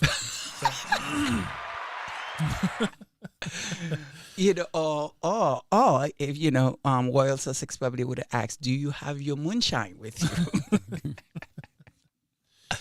That's wonderful. That's wonderful, Church. Hope you're having a good time. Enjoy. Have a great time. Yes. So what's next? Next word. Next word. We're going to move on to the next word. Actually, yes. Should we move on to the next before we play our first clip? Probably. Okay. So let's move on to our next clip, which is ignore. Sure. So ignore actually, again, was first used in 1682. It actually comes from the French. It's a transitive verb, and basically is refuse to be taken notice of. Pretty straightforward. Just refuse to take notice of. Or the second one is to reject as ungrounded. Mm-hmm. So that's basically what you got. So you just absolutely just displace them. The reason why I wanted to do this word, it's because, again, because I'm doing research for just other things, just doing a lot of research. Just some casual research projects. Hopefully, girl will have some type of degree of some sort. But anyway, and I was listening to a content creator and that was talking about, actually, it just so happened to be that, she was talking about our princess. And one of the things that, she was saying is that, it was frustrating people how much that, Meghan have ignored these people. And really, people don't like to be ignored, especially people in power. And I think there is a frustration that comes with that they are pushing their narrative, or again, what they think that, we're supposed to be. And I was watching Claire, who had how like she have collective of oh God, let me see if I could find it. Well, while you find that, Yes, I'll just add something that Yeah. is just what's really interesting is the connectivity between the two words, because we're just talking about ignore and what that means in terms of the interpersonal nature of just like not paying any mind, as Charles was just mentioning, and to that first idea of the jealousy of this sort of entitlement to someone else's affirmation or their behavior being something that helps you to define yourself or understand your value. And then because if you're not getting what you need, you get this anxiety and this pathological desire to control their behavior. And it just fits in very closely with that. Is if you're ignoring them, then that's actually contributing. That if they're feeling that jealousy, then it actually gets worse. It's like for that person, because they're trying to control a certain outcome, a certain response, a certain behavior to their own self-identity. Exactly. Again, the content creator was saying in the portal. I hope you guys go and watch Claire. And there was this I guess that X thing that somebody had Xing. I guess it's supposed to be tweet, or is it X? Everyone just says Twitter still. Well, whatever. And it's like they want her to be loud and ghetto and uncivil, and I add on that on uncivilized, sort of it's everything that classifies us to be. And so they try to push her, I guess the expectation that she will respond somehow or she will say something. It's almost like they're looking for reaction and her not giving them because she had not talked about these people at all. She's minding her business, doing her thing. And I think that kind of ignore, it's eating them alive.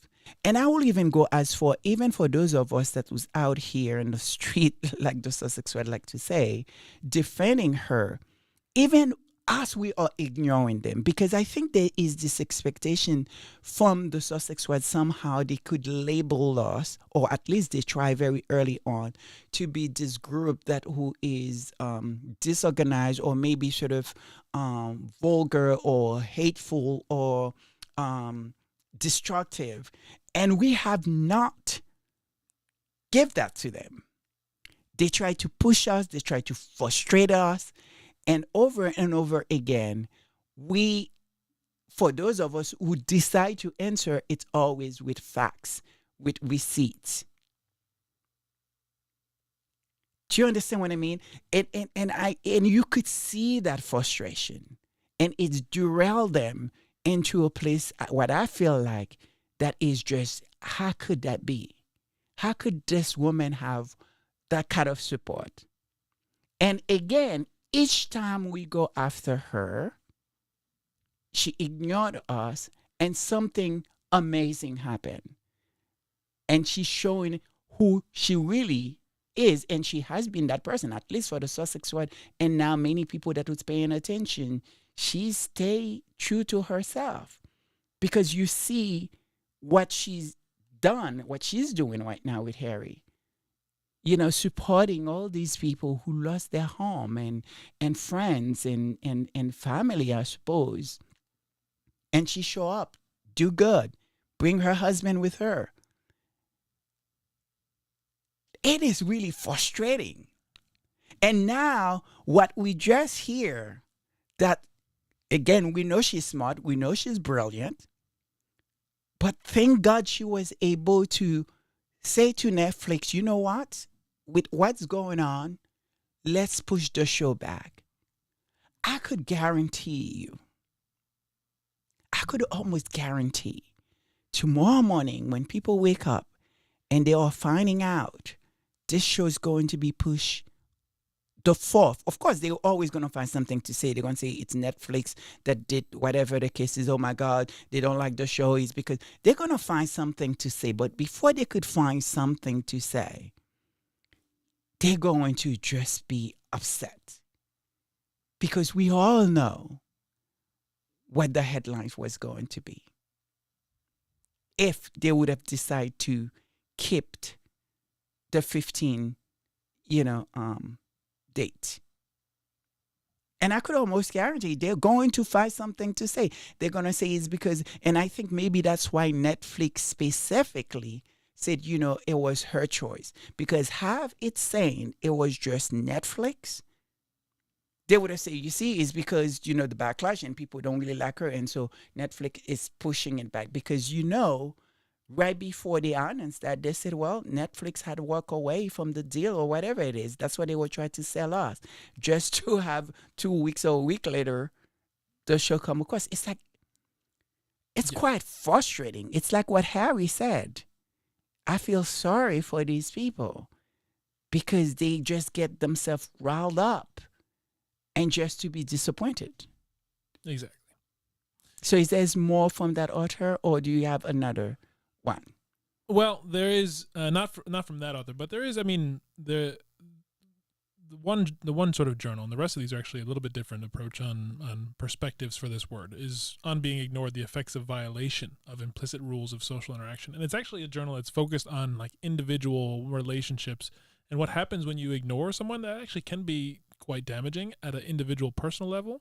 But to level it up and generalize it to the conversation about what we're having with Meghan and Harry, and specifically with Meghan and the tabloids, is that it is about it's not about the person who is ignoring. It is about the unfulfilled expectations that people feel they're entitled to on the other side. It's almost as if the tabloids feel like they're entitled to Meghan responding to their critiques.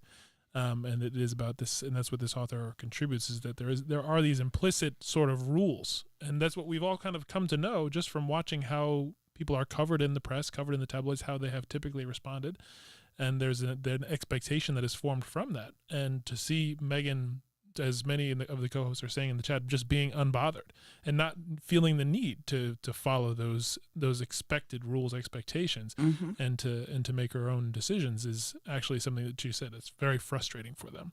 But I don't know who the person was that was saying that you mentioned at the top of saying that they're upset that she should be ignoring them more. That she's ignoring them too much, rather, because there's a lot of, if you even just a cursory look, a lot of really intelligent people have remarked on what choosing to ignore something or someone, how powerful that is. Absolutely. Because you have Albert Einstein has a well-known quote, says, "Weak people revenge, strong people forgive, intelligent people ignore." Amen.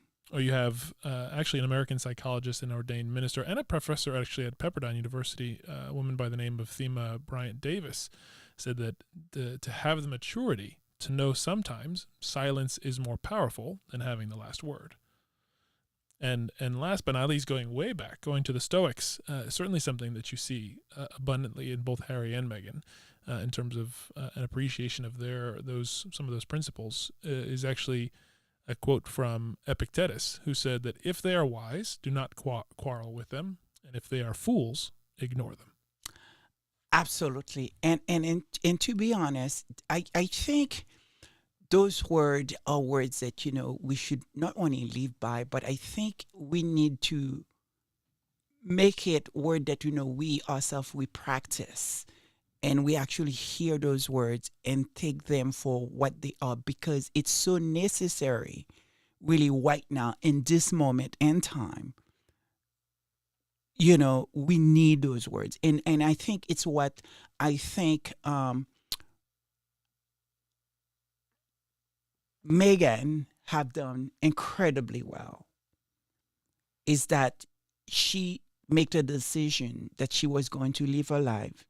She was going to do what she does best, and looking good doing it. And you could see the frustration. You could see the anger. You could see the jealousy. It's now very clear to people. But before I go to my first clip, I think it is really important, Judge, that you read it again, study it from Einstein, because I think those words are really necessary for us, even for our own lives. Yep, that's true. So the first one is from Albert Einstein, who said that weak people revenge, strong people forgive, and intelligent people ignore. From the psychologist, minister, and professor Thema Bryant Davis, that you should have the maturity to know that sometimes silence is more powerful than having the last word. And finally, from Epictetus, if they are wise, do not quarrel with them. If they are fools, ignore them. Absolutely. And I think to go, with my first clip that happened this weekend, because I was watching ABC, because obviously, it was like 1 minute that I want to know everything that's happening over in California, because this is a place that I have friends, I have family, I know people there. But at the same token, there's like that aspect of me that just, I don't want to see it, because it's too much to absorb, too much to actually, what I'm seeing. How is that possible? It was very difficult. And so I had ABC channels on, and almost out of nowhere, for whatever the reason, The View come on, because now it seems like they have a weekend, The View, they call it The View Weekend or something. And, I was going to turn it out because I have not watched The View in a long time. And so for whatever the reason, I decided to stay to watch it, because I've heard that, they were going to talk about, a duchess, about the show. So I wanted to see what they are going to say. Maybe they're going to be nice. And part of it, they were. And so I, sort of just watch what they say. It was recorded, obviously, from the tele. So, probably might not be the best recording ever. Try to, yes. So play that.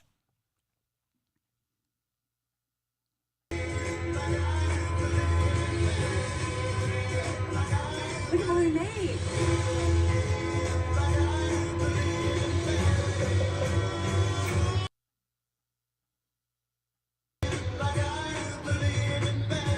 Nice line. Okay, she's getting a lot of flack. People are saying it looks boring, that she's unrelatable, and that it feels contrived. Of course, these are the haters. They just want to hate on her. Yeah. I got to tell you, I'm watching every single episode. I love the trailer. I love the promo. When Martha Stewart first started doing this, no one was saying all these things. This has more to do with the fact that people want to hate on Meghan Markle than I think, this topic. I garden, as all of you know. I've got 1 million animals. I raise bees and cultivate honey. She's doing things that... I don't know. There go my beautiful garden. How does she have time to No, do this that's what I stuff? say respectfully, and I love Meghan Markle, but my favorite think it's Meghan great. Markle is the one who's doing charitable works abroad, meeting with underprivileged kids. This felt it's beautifully Why does she shot. have to be but it's- one-dimensional? It just feels a little bit maybe tone deaf. I feel like people are struggling to make ends meet. You're working around the clock. You're maybe microwaving a meal because you got to feed your kids, work, and get a bunch done. I would love to have like pretty pastries and honey and all that. Okay, wait, like I don't have time. Can I say something to you because about they that? can't afford the grocery I do stores like anymore. that. You know something? aspect. During the Depression, when I was born, during the Depression, back in like 1929, Yeah.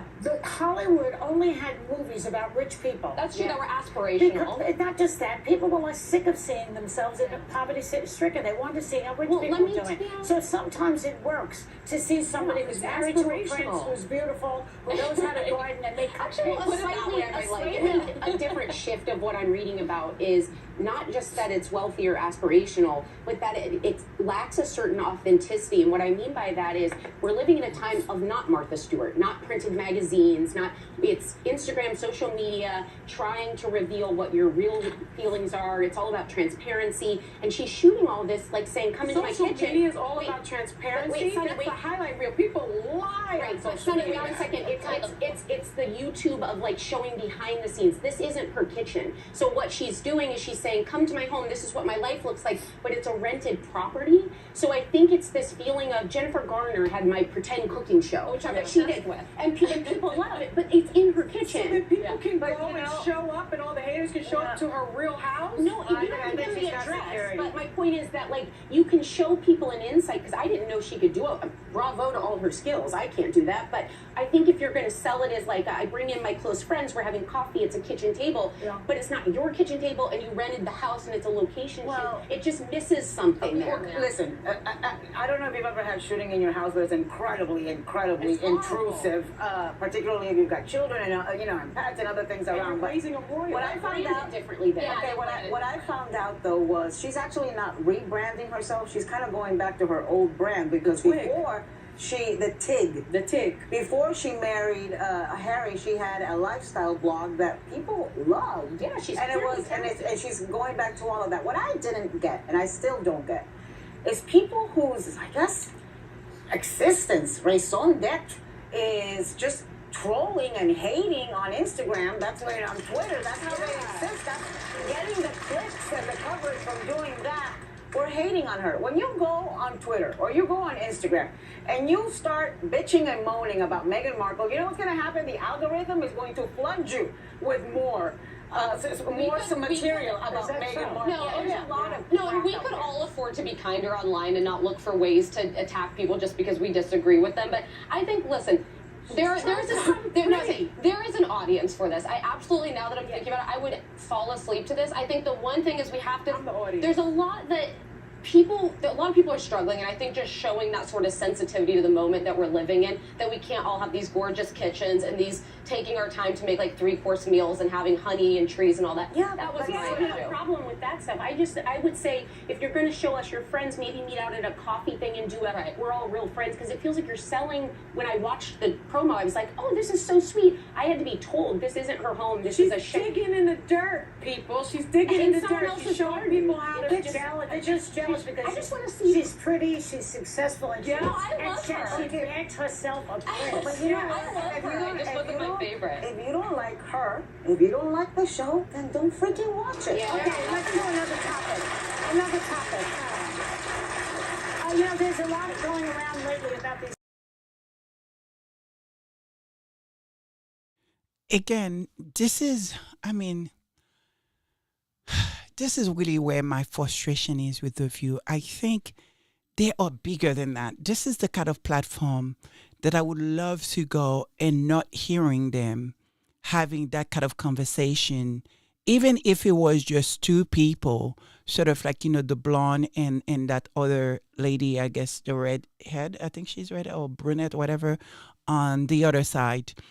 Oh, well, she, when they talk about, Jennifer Gardner, oh, yeah, I love, but I thought you just very early on say that, you didn't think the cooking and things or whatever, so have you, it's something that, but you watched that.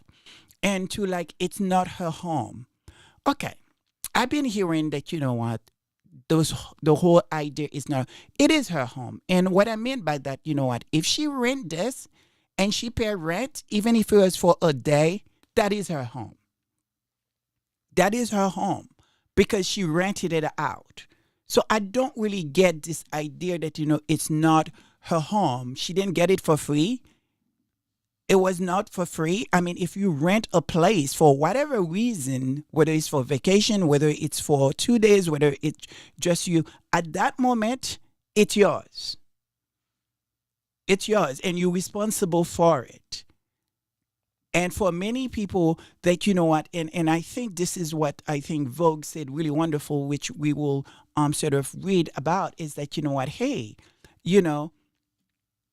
what does, whether it was her house or any places, had to do with a cooking show? And how could you sort of, something you have not yet seen will put you to sleep? But at the same token, you're talking about how you enjoy Jennifer Gardner show that is about cooking. Do you see how these people sometimes it's very easy to kind of like, and make our opinion where we think they are coming from? Because, on one hand, you are saying that, you enjoy, Jennifer Gardner cooking, that is a white woman. And here Megan show up with something that you have not even yet see. You're already talking about how that will put you to sleep. What about the show that will put you to sleep? And then another thing, why then don't watch it if it's not your kind of content, or if it's not the kind of content creator you want anything from? Just don't watch it. And then you are going to say that people sort of, who are those people that will have a problem with it? Is it the 72 million people that who sort of watch that sort of the preview, the clip? I am so confused about these people, and I expect more and better from The View. I was really happy that Joyce and the Spanish lady, who I think that, she doesn't take no BS, and Sunny sort of, come, in defending, our princess. But the rest of the two, it's like, what are you guys all talking about? That, somehow people felt like, it's not, authentic because she's not using her kitchen, her home.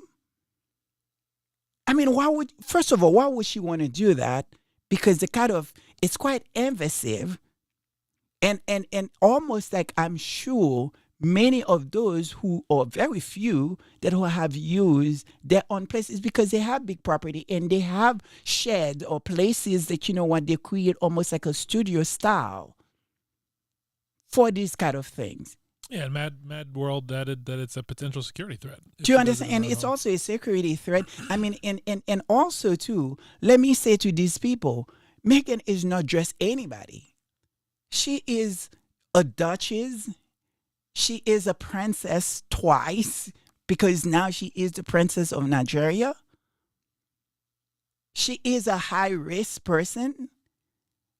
And you will have a problem the fact that she does not want people in her home.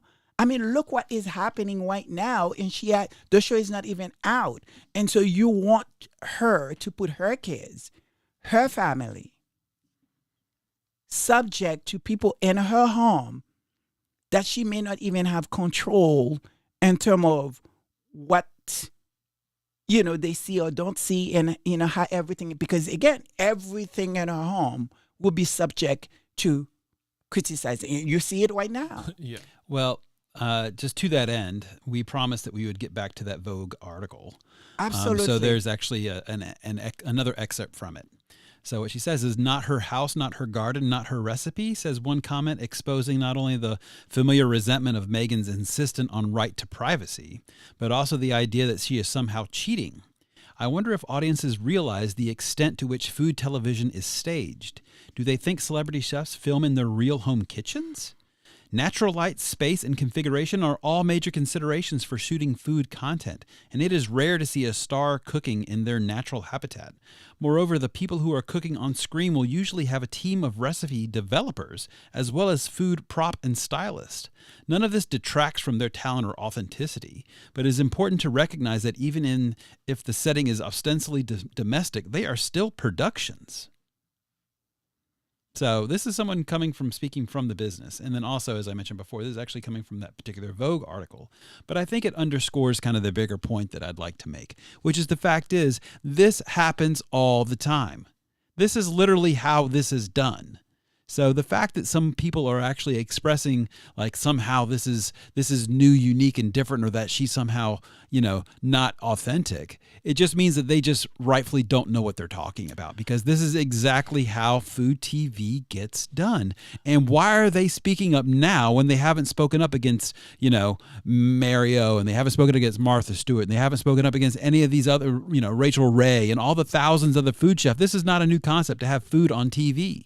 So why are they just now coming out and saying something now? There must be something else behind it. But again, this is where it does not make any sense, because if you buy her argument, the time that we are in right now, that somehow people should not watch anything else and to be in a depressing stage at all time. If a cooking show is a problem, then you need to make the argument that the channel that you work for, that pay your bill, should cut off every entertainment show completely off. We should not have absolutely no entertaining show, because we are in a moment where we should not enjoy ourselves. Because you can't make the argument of saying somehow there is a problem because of the time that we are in, that we should not entertain ourselves. And then you are making money, what's paying your bills, and in fact, the type of show you are, it's an entertaining show. So I'll give you another good thing. I'll give you another example. At the end of the day, the only thing that The View does is that they sit around and talk at a table, right? No, I'm just giving you an example. They sit around and they talk at a table. If that's right. all the stage they need, if that's basically the shot that they need, why don't they do it at the table at their house? Absolutely. They don't, because you need a production studio. You need it in order to appear well on television. Yeah. Absolutely. Right? That's it. Absolutely. That's it. It's not like and she's cooking. That takes a lot more equipment. There's a lot more things that could go wrong. Lighting. And everything else. So you have to have that for the content she's producing. It's a normal thing. This is where I'm saying that I feel like, the type of, show, which for years during the great Barbara Streisand? Not so Streisand, Barbara Walter. Who had created the show.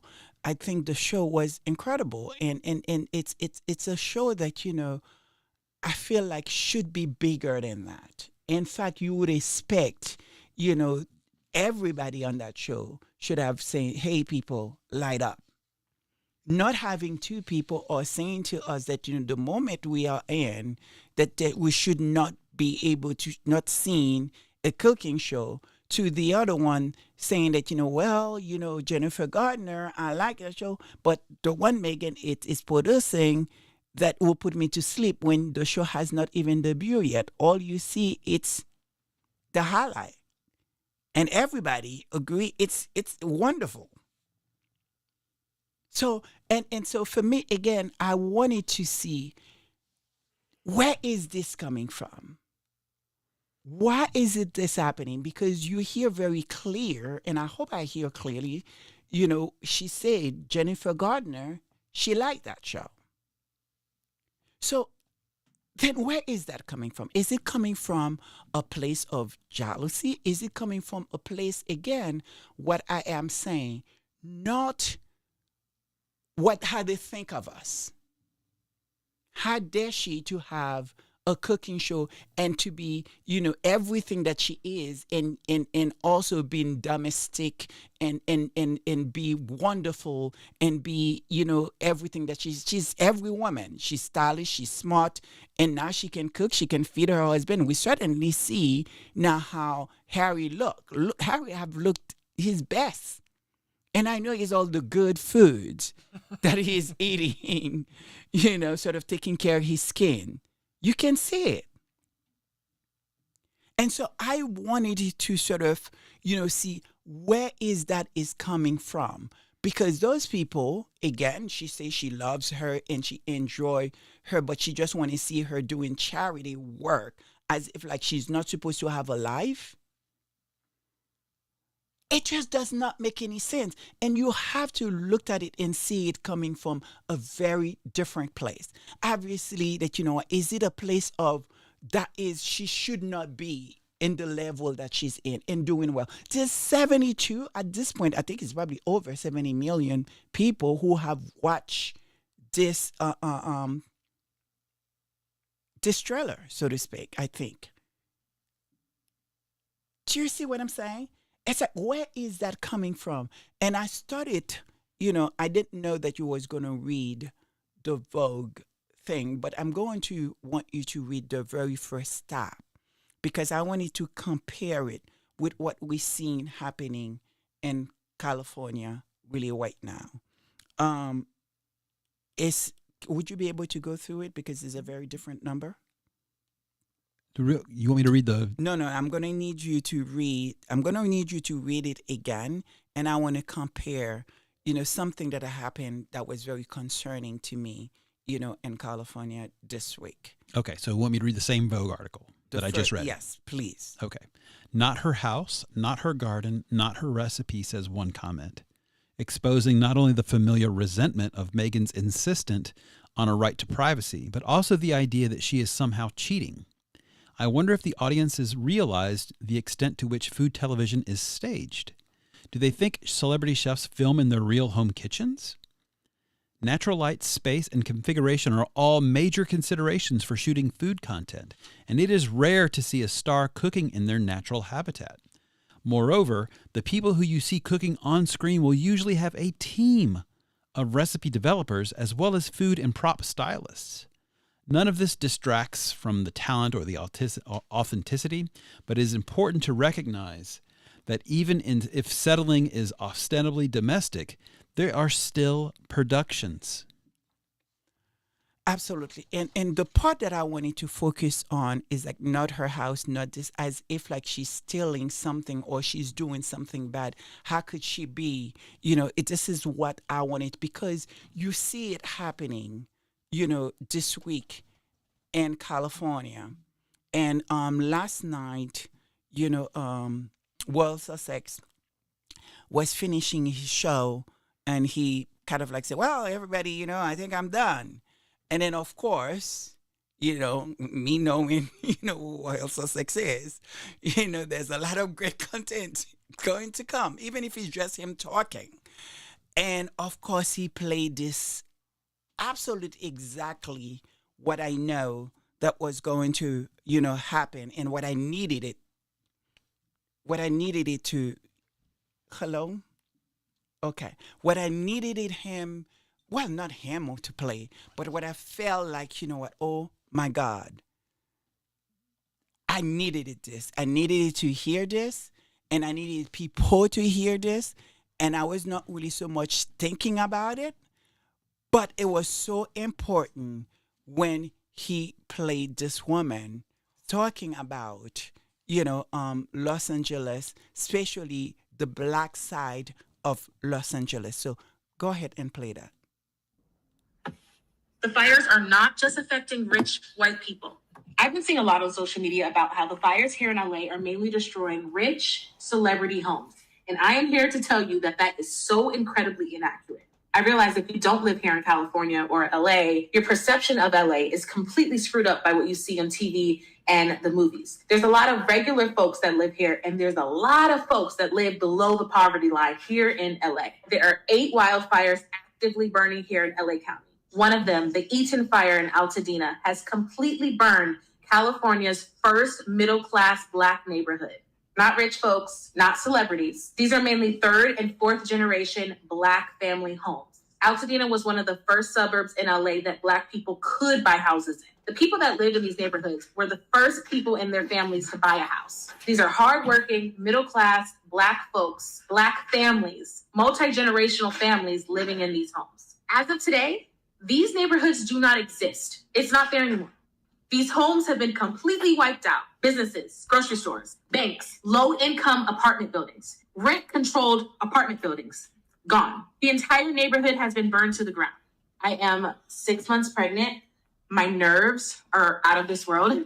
I've been shaking. My chin is breaking out. I'm in the valley, currently in the center of several fires around me. I just got word that there is a new fire very, very close to me, waiting for my husband to get home so that we can leave our house and evacuate. We're not rich. We're not celebrities. No one is immune to the fires that are happening in LA right now.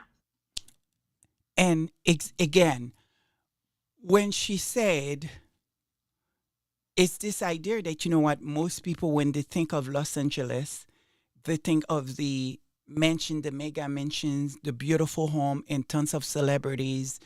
And so no, most people probably don't think, if you don't know California, you don't think of the other side. You don't think of the Black side. You don't think of the middle class neighborhoods, the wonderful neighborhoods there, or even the poor. Because again, the only place in California that people associate, like they had associate Meghan and Meghan's mother, our Duchess, was Compton. So, we all remember what they had saying is that, she's straight out of Compton. So somehow Los Angeles, you didn't see, at least me personally, didn't see that much report, them covering, sort of the Black communities or talk to Black like they did, with a lot of the celebrities and everything. And I think it was so important that Royal Sussex highlight that last night, how incredible, because it is the truth. Do you understand what I mean? And it's going to matter, for these people, and they need to be covered. People need to see that. People need to understand that so they can support those folks. But I quickly realizing, again, the way that, at least some of the report that I've seen, I don't know all the reports to be that, in something that was so concerning for me, it's to see how they describe the Black families instead of showing what they were trying to do, saving things for their own home, and somehow they were looting and stealing. And we're going to go to the next clip, and that's what remind me of the article of how they tried to paint, our Duchess, Meghan, somehow is as though that, this is not her own, this is not, she have to steal it, or she's taking in it. Like, and it's so, it's incredible how, again, this is what I'm saying, how they think of it. Let's play the clip, about the looting debunked. Okay, we'll play that. And just as a shout out from one of our hosts, because the co-hosts are doing great, amazing stuff in the chat today. But one is from Lottie, who said that, as you were talking just now about the fires over in LA, that God is trying to tell us something. To pay attention, please. Absolutely. Absolutely. But so let's go to the looting debunked. Okay. So people across social media are using this video with the caption, people are actively looting and breaking into homes during the worst natural disaster in the history of California. And I'm going to show you the video, but I want you to remember this outfit, this person, as well as this person and the house. And I want you to ask yourself as you watch this video, do you really think that people are taking videos of themselves as they carry televisions out of houses doing looting ahead of a wildfire? So let's take a look at the video.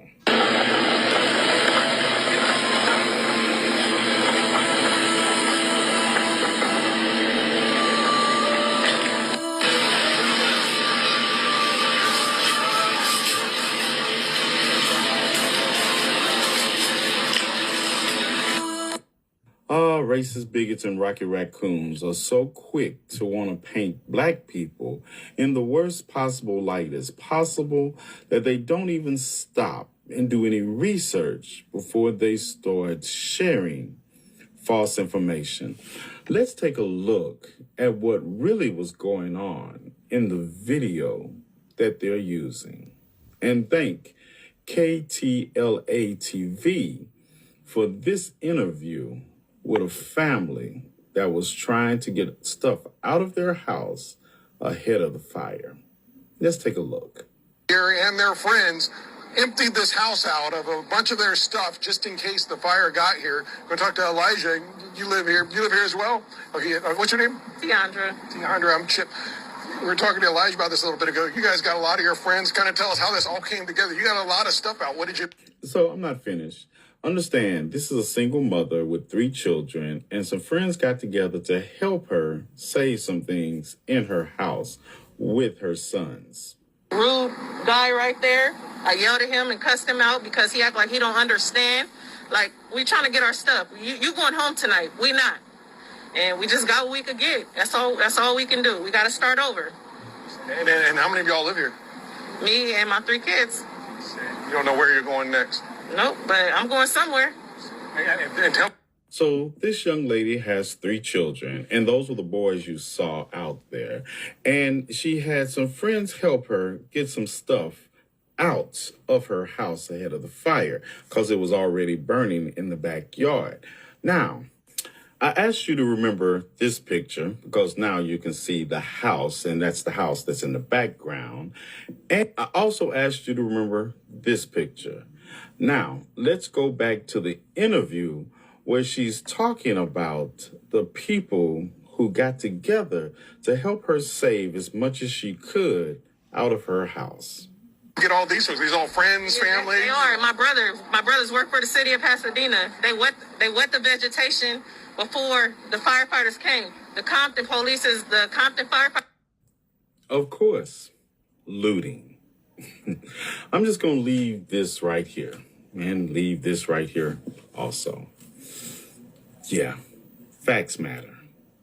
I am tired of people speaking negatively about the black community. I'm tired of seeing fake headlines painting black people in a bad light to get some attention. I'm tired of people justifying their racism and hatred and diverting it to black people who, for the most part, mind their own business and positively contribute to society. Black people are a net positive to any community that gets the pleasure of being around them. Most black men and women are very upstanding individuals. Do you know the level of discipline most black families have to go through just to try to fit into America from back in the day? It doesn't matter how hard we try, how much we contribute, what we do, everything we accomplish, what we invent.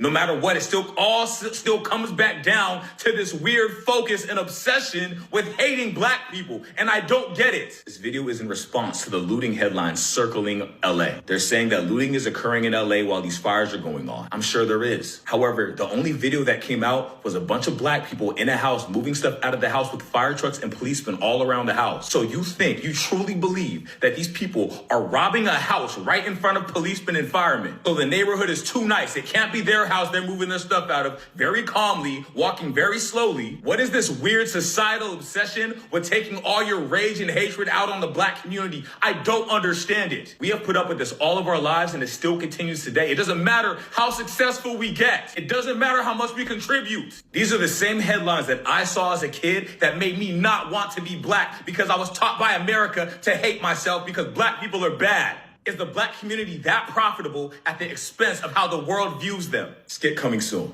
And guess what? If people are looting and some of them happen to be black, they're bad people, not bad black people. Let's get that. And again, why this is so important, why do I play this? It's looking at what our Duchess Meghan is going through with all her success, with all the incredible work that she is doing. Somehow, is that the people unable to see the good, like she's not worthy of that kind of greatness. And so therefore somehow she's stealing those ideas. She's like, like it's, do you understand what I mean? And this is really how they see us. But when you think really about this, black people always been about culture, about food. And I will argue, we taught you guys about spice, about different sort of things that you guys eat. The last thing that the last I know, we didn't only feed you guys in slavery time, but we also, nursing you guys as well too. So I don't get that, somehow we can't not be brilliant. We can't have incredible idea.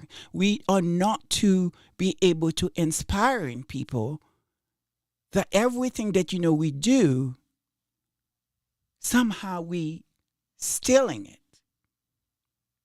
And this is what the author for that piece in Vogue saying brilliantly. Charles, please, if you can read the first, the first part. Not her house, not her garden, not her recipe, says one comment, exposing not only that familiar resentment of Meghan's insistence on the right to privacy, but also the idea that she is somehow cheating. Yeah, exactly. And we know the word cheating is not really cheating, that she's stealing, idea, people recipes and things like that, whatever. It's like, do you see where I'm? Because again, Jennifer Gardner and others doing the same type of lifestyle shows, but no one is saying anything about that her stealing or doing any kind of things like that. Nobody is say to sort of, Martha Stewart, who brilliant, sort of who have a brilliant show and have things, but Martha Stewart have so many contributors to her shows that make her shows being so successful. Not to mention she went to jail. Well, that's for a very different cause. Different because we're not going to get into that. It's a little bit too political for me. I don't do politics here and don't want to do politics. I'm not that smart to talk about politics. But what I will say is that, if you have Rachel Ray and you have all these people, again, Rachel Ray, was put on. She was a great chef, but I think it was Oprah that put her on. And to really what she had become, that success, that mega thing that, again, and black woman who had featured her so many times on her shows. And I think, if I may be wrong on that, but who pretty much was producing her shows for at least for a while. So is this idea that, everything that we do, we always have to come in from a place of stealing and not ours. Again, having people coming into my home and looked at my home and says, whose home is this? And now I'm putting all of it together. I'm like, wow. Because many of us, as I said again, so many of us have experienced racism very differently. And somebody else will, the moment that somebody's saying that, they will get it and they will know where is that coming from. And for me, I was too maybe stupid enough or naive enough, was upset about after it happened a couple of times, but didn't quickly put it all two together until much later. And now I am seeing this is how they view us. And people are tired. And what this gentleman said early on, and this is something many of us have dealt with, this idea that, to a point where we are so frustrated, where we started self-hating ourselves, so to speak, or uncomfortable when someone sort of, not behaving what we think or society say that you should, or this kind of like paranoia where many Black people feel like when there's a crime or something that happened, and then all of a sudden everybody say, please let it not be a Black person. Yeah, and I mean, cookies and cream added to and it's part of what has been a consistent thread throughout the Sussex Squad, and certainly throughout your show, Lady Sussex, is that what's going on with the racial hatred, the bigotry, the misogynoir, the classism, it's actually bigger than Meghan. Certainly she is forefront and bears a brunt of so much, and so much of it is focused on her, and actually Avid Reader added that Meghan seems to be the poster child, doesn't she? But to what Harry and Meghan themselves, it's bigger than the two of them. It is representative of some bigger issues that are happening. It is so concerning for many of us. And again, this is where the brilliance of Tina and Michelle, when she very often, when she had her show, she will say, look, it's bigger than Meghan. And you started realizing that, oh my gosh, this woman, who a biracial woman and could blend in, can pass, but experience that kind of thing. What does that mean for the rest of us?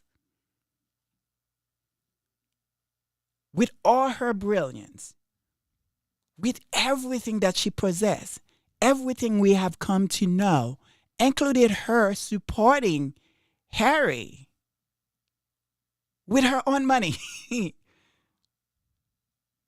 paying for her own wedding dress, work herself, in the aisle. And again, and this woman is proving that she is something else. And for many of us that will support her, especially in the Black community, it's nothing new to us. We don't have the platform. We don't marry a prince.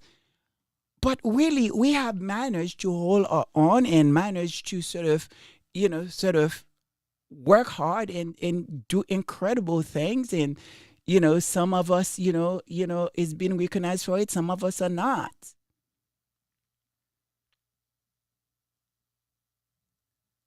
And so when you see, spite of that, everything that she's doing, like literally in that big big platform, the biggest platform one can have, and you still find something to say, then you have to start looking, where is that actually coming from?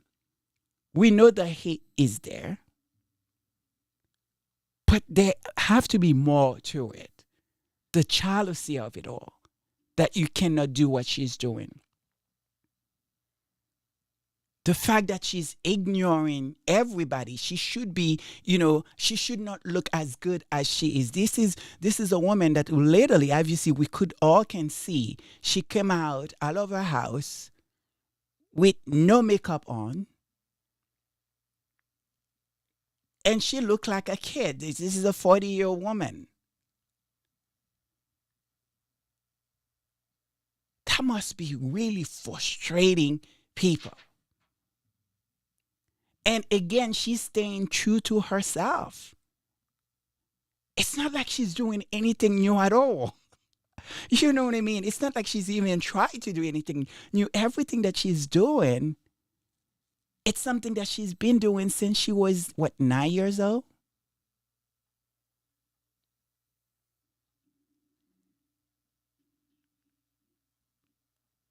Where is that coming from, people? Yeah, I mean, there's pictures of her when she was protesting the war. I was at age 10. Uh-huh. That's up on screen. They've got, everyone knows Meghan, knows that the famous story of the letter that she wrote in response to the advertisement that she saw, and that it was sexist, and she wanted them to change the language, and was actually successful in getting them to change the language through her entire life, all the way, and certainly so much of it before Harry. Even that's right, into the UN, representing the UN women like that. This is what she and was doing have the whole successful time. book. In fact, I think one of her book. It's in the Congress, Library of Congress, and specifically for the show, just as everyone in the chat knows, as everyone's been talking about, that it is the TIG, and that's what exactly. And this is what's so frustrating people. What is it there for you to hate? What's there?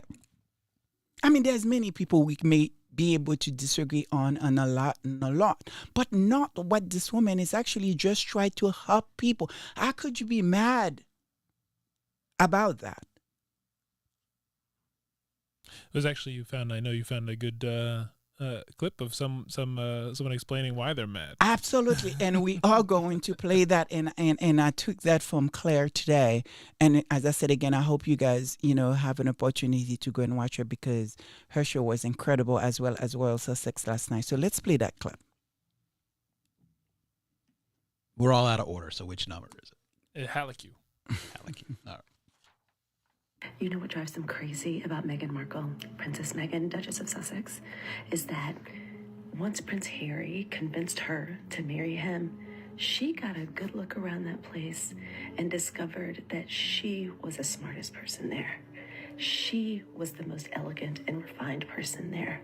She was the person that had the best taste. She was the person that garnered all the headlines that those royals are so sad and greedy for. And after all of that, after they tried to destroy her mentally and physically, she looked around those dusty old castles and said, "This place is ghetto. You know what's nicer? My place. You know what's more delicious? My food. You know whose wardrobe is more elegant, refined, cute? Mine. I love that. They cannot stand it." So of course we hear the exact same kind of nasty things about her that we hear about Beyonce and that we heard about Kamala Harris. All this girl is doing is giving us a lifestyle show. The exact same way she gave us that lifestyle blog, The TIG. It's all she's doing. She's doing what she loves, and I love lifestyle content. I especially love Leos that create lifestyle content like Martha Stewart. I can't wait to see what Princess Meghan has cooked up for us. I'm going to cook everything that she cooks. If she has amazing outfits on, like usual, I try to find them. She is fun. To me, that kind of content is fun to me. And since I'm dedicated as a member of the 92% and a Black woman living in America who's taking the next 4 years off to having fun, I invite you to enjoy watching all of the haterade that she receives, because everyone knows she was smarter than anyone else in any of those castles, more articulate, more wise, more loving, more fun, prettier, youthful. Ooh, can't wait to see the show. I am so excited. And just so y'all know, honestly, I used to live in the UK. I love the fact that we had a Black princess. When she got married, I threw a Black princess party. And so, girl, I got the hats. I put on my hat. I invited my friends over to watch that wedding. They can't stand how beautiful and elegant and refined and unbothered she is. Yeah, I want to see the house in Montecito. I want to see how she cooks. I want to see the way she lays things out, the way she decorates. I want to see what products she has created for us to enjoy. I cannot wait. Thank you, Meghan Markle, for being our BAB, our Black American princess. I can't wait to watch it. And haters, just hate on. That's what y'all gonna do anyway. Exactly. Now, you see what it's almost like it's very clear to people. It's very clear to all of us what is happening, what is going on. And you looked at, because again, this is the position the royal rulers put the royals in. Because they try to compare, they try to sort of look to be who they say they are.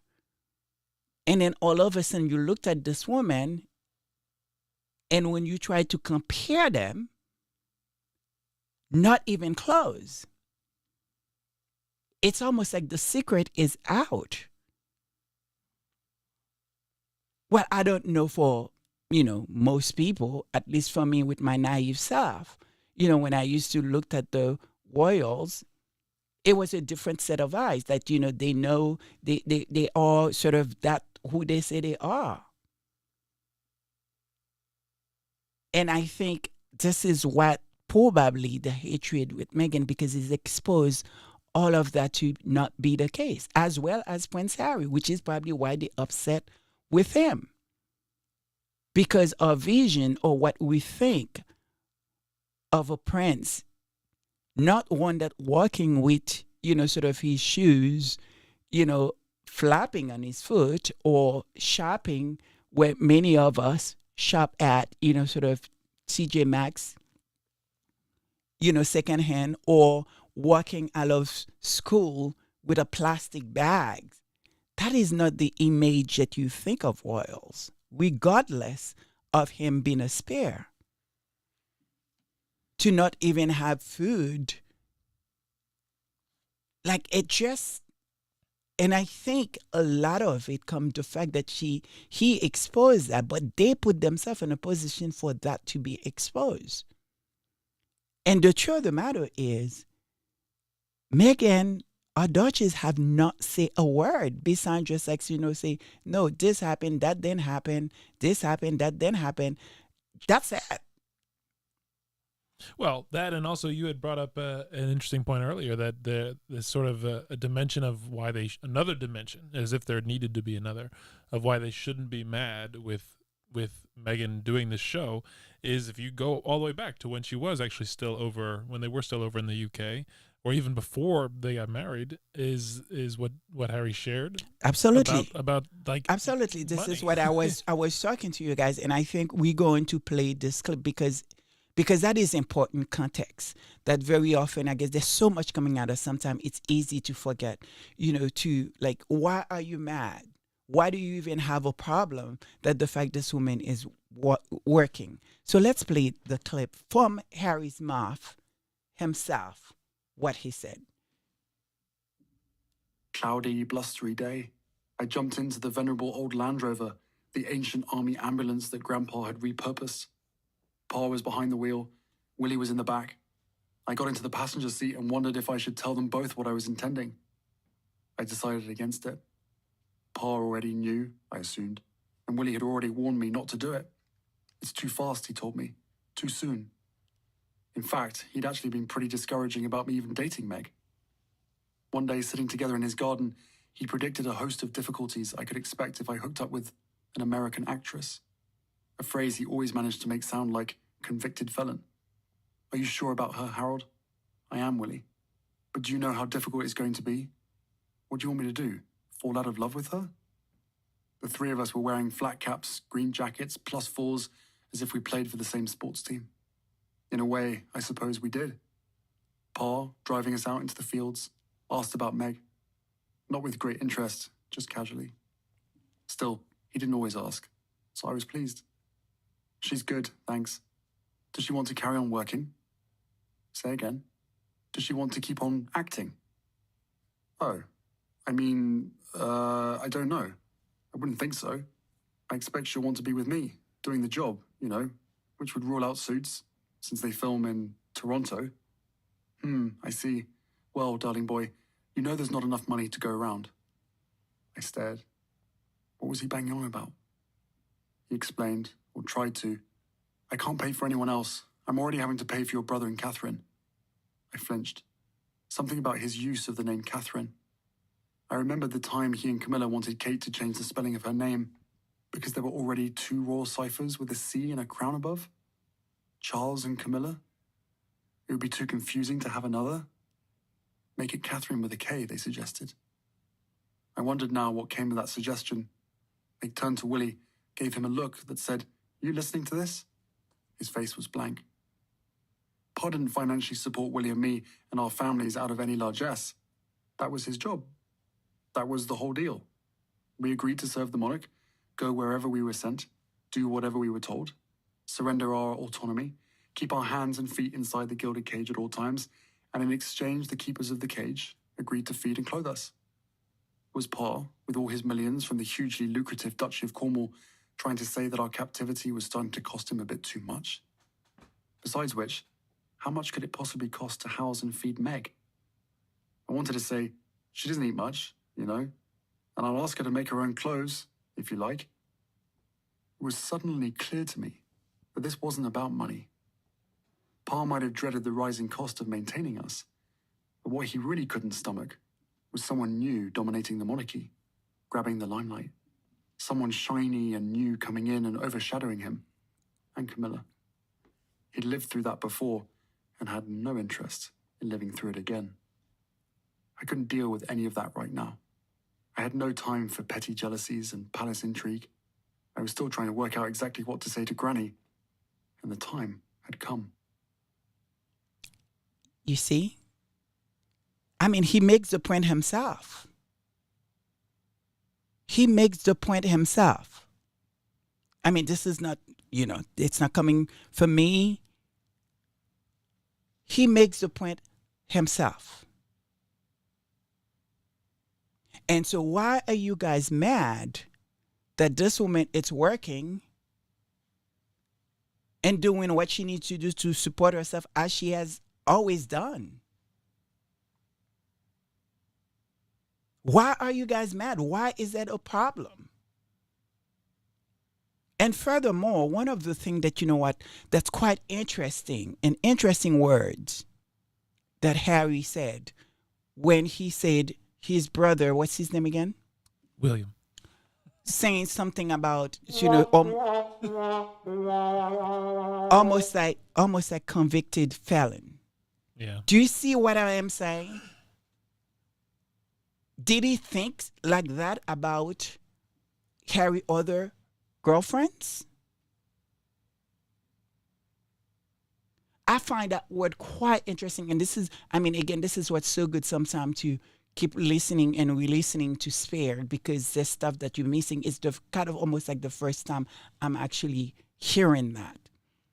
And the fact that, he feels like that and how he interpreted it, again, we are seeing it is this idea that, we are all felons. Do you understand what I mean? Because, again, if you remember very well, for those of us, I remember how that, and I'm sure the royal holders knows that this woman was supporting herself. And, the house who supposedly was gifted by the queen, which was not their house because they take back and then they make them reimburse for everything. Is that they were talking about the fact that, she was this uppity and she has this floating yoga studio, that she had this, she had that, she had this. It was a constant, Meghan get and all this, whatever the case is. But it's this idea is, I think, what they were trying to put in people's mind, in my opinion, was this, how does this woman, it's coming and steal and take away from the taxpayers and making, them support her, this, lifestyle that she has, having a floating yoga studio.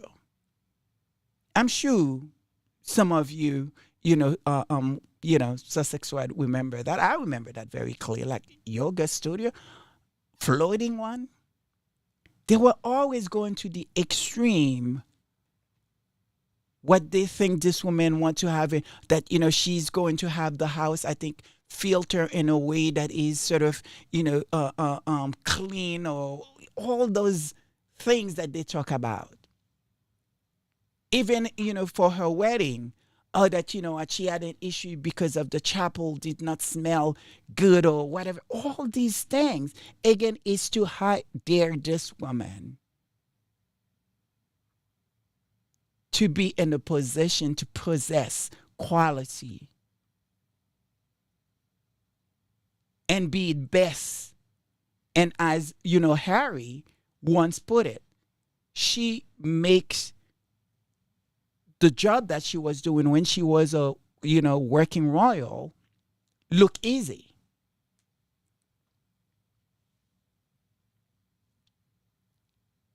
So I don't understand, why is the bashing of the woman try to work and support her family, something that she seems was doing even while she was over there.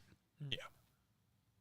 You know, and in the meantime, they were talking all the things that they were talking. I come to find out they were shopping in IKEA. There's nothing wrong with IKEA. Not that there's anything, but that's just to show you everything they try to sell is that image they continue portraying. They are looking for reaction. They are looking reaction from her. They are looking for reaction from the Sussex squad.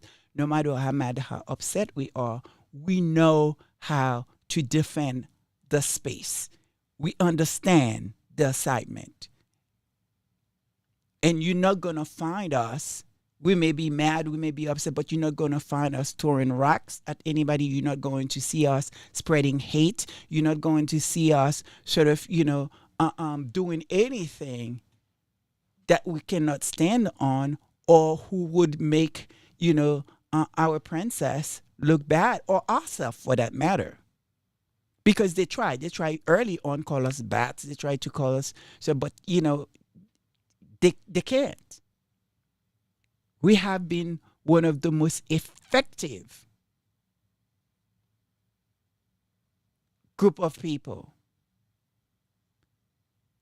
And we understand what is happening, as you could hear from all those different content creators that will either have experience, have been there, and will understand what is at play here. So, and this is why I wanted to look at those two words, jealousy, where that come from, how that manifests itself in people, and what happened when you ignore people that will feel like, they need to be answered to, or they need to be sort of, adored, and you are not doing that. But we also have to understand where that it's continue happening, because it's not happening all over the world. I'm sure there is a packet of people that are being negative, but it's not happening, but they try to tell us. And I think the next clip that I'm going to play, which I've watched and also Will Sussex play yesterday, is from Team, Wilson. Professor. The professor. And I want it to be his word where all those negative it's coming from. So let's play Tim. A number of newspapers and magazines have reported that Prince Harry and Meghan have been visiting the fires in California, in Pasadena, visiting the evacuees of the Eaton fire. And these magazines and newspaper articles like Elle and so on have been very positive and talking about these the efforts to lift the spirits of the victims, whereas the Daily Mirror did an article, and it's sort of snide and unattractive. And I'm going to read what it says. Prince Harry and wife Meghan Markle appeared as US versions of the royals as they visited victims of the LA wildfires, according to a body language expert. What exactly is that? Thousands of people have been made homeless by these fires, which may or may not be a result of arson. And it's certainly a tragedy that requires help. And they've donated supplies, they've opened their house to people, and they've encouraged others to open their houses to friends, relatives, and those people who've been made homeless, their neighbors. And, big names have lost their houses. Mel Gibson, Anthony Hopkins, and so on. And they've donated, Prince Harry and Meghan have donated clothing, children's items, other essential supplies, and encouraged the people in America to do the same. I think there comes a point where the snide, nasty comments need to stop. And it only seems to be in the UK where this sort of nastiness is bred. It's not there in the international press at all. In the international press, there's a salute for the efforts being made by Prince Harry and Meghan, and they are indeed the spirit of the royal family at its best. And that's how it should be. So when they're actually doing their job, why do these horrible gutter press writers in the UK sneer with such concerted abandon? I don't really understand the negativity and the nastiness, but maybe somebody has greater insight than I do. So do I. I don't really understand. Like, well, Sussex will say, Barron will say, he said what he said. You know, where's the nastiness coming from? Because as far as I'm concerned, by now, with everything that's happening with the royals, you will think that, they will try to at least, associate themselves and to get some credit. Even though in some ways they actually really are. Because again, I do think that, Prince Harry and Princess Meghan, the Duke and the Duchess, uphold the Queen Elizabeth. Everything she had put forward and worked for and who she was.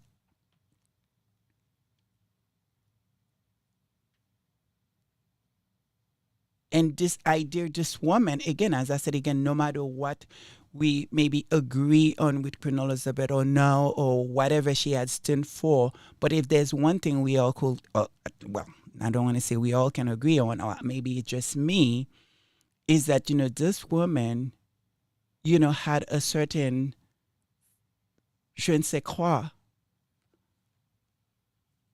about her. And she was about duty, whatever that means, but she was who she was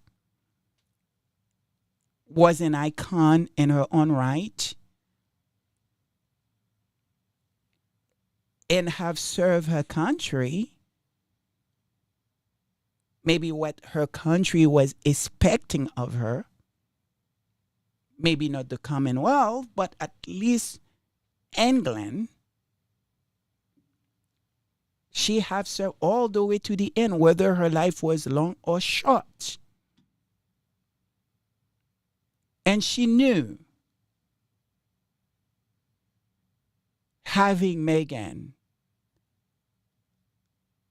was going to be probably one of the best things that happened to the royals family. And up to this point, she has been, she's upholding that. Not because that, they did anything for her to do that, because that's who she was.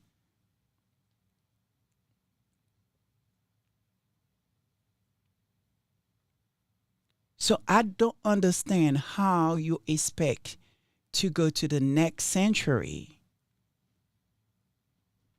and not embracing Meghan.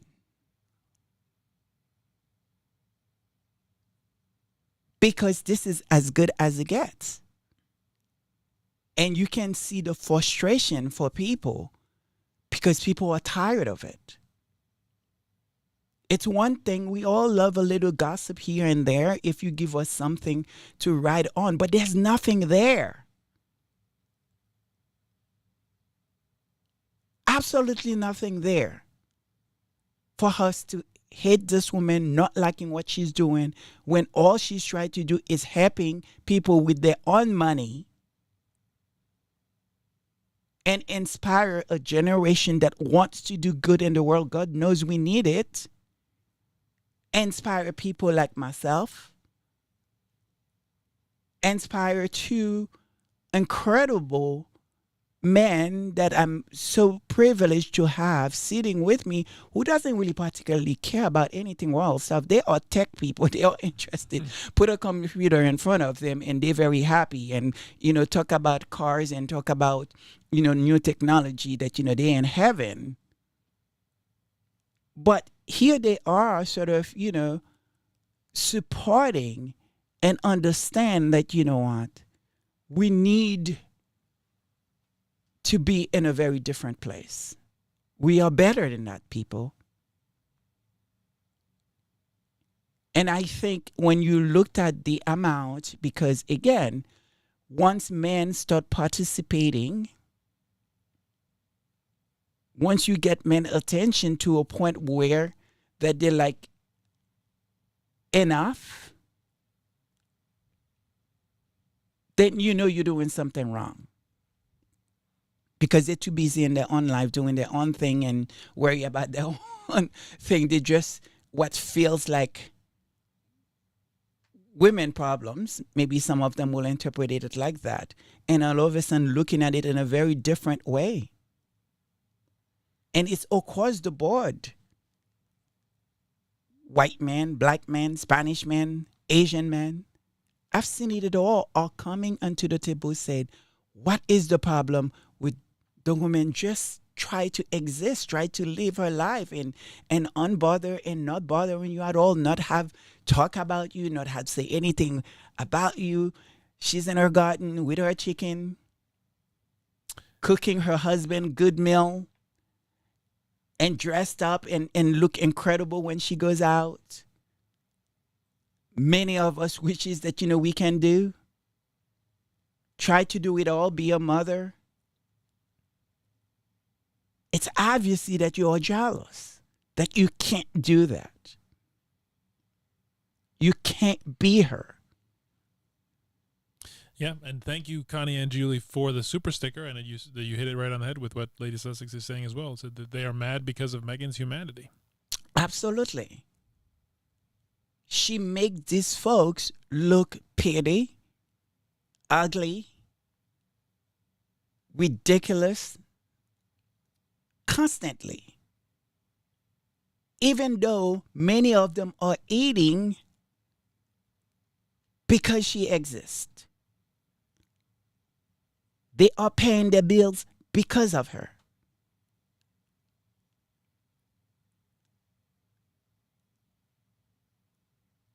So, I think we're going to move on to our verse today. I wanted you to look at the word jealousy. I wanted to understand it. I wanted to see what I'm looking at because the hate stands out, but I know there's layers and layers and layers to it. And I think it's fair for me, at least I think, a huge part of it for those who doesn't consider themselves of sort of racist, or somehow they are spreading, hate. Well, then they need to own that part of it, jealousy. And that kind of jealousy, it's feed for people to have hatred.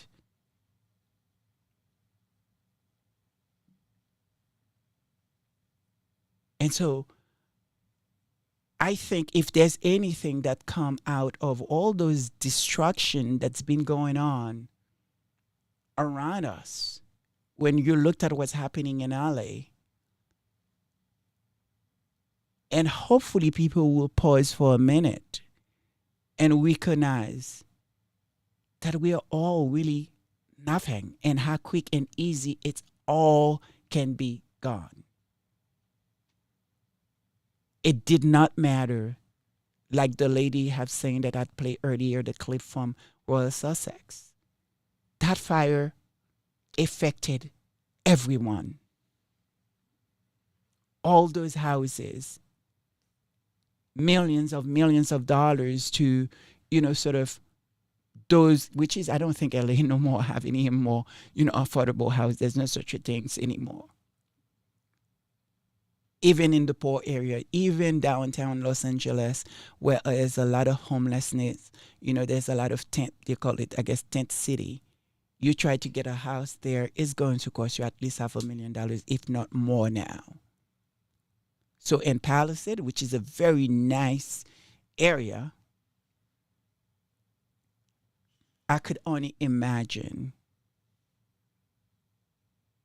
just to watch people's life just in a split of second is gone. And hopefully we can all pause and think about this moment. And the thing that, we choose to give, light.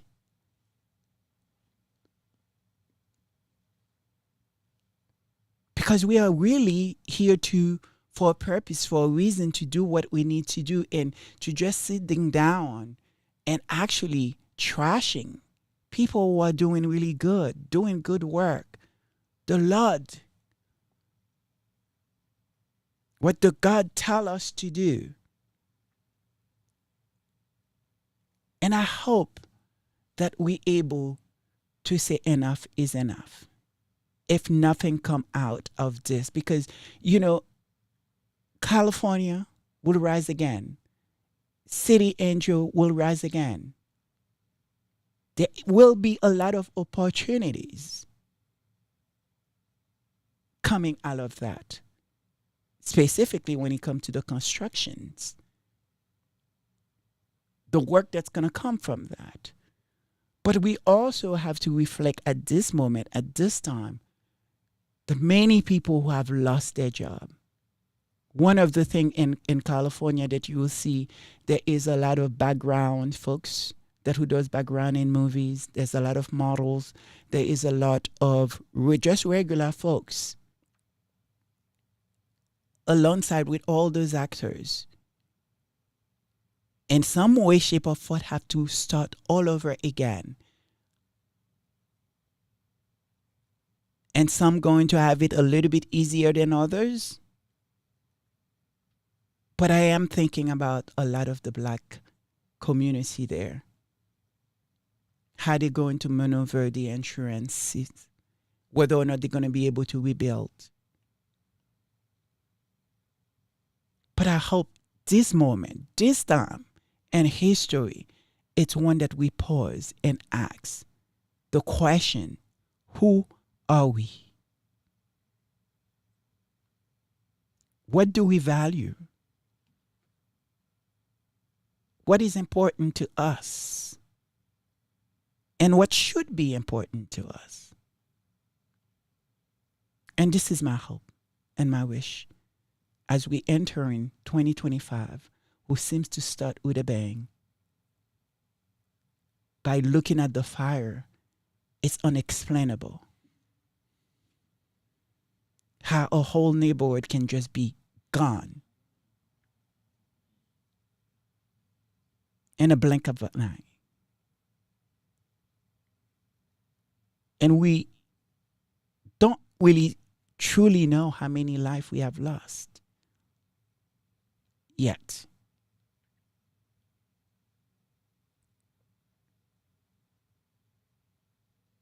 And it seems like things are going to get worse before they get better. But what I do know, there will be opportunities. But what I do know, this is when the Bible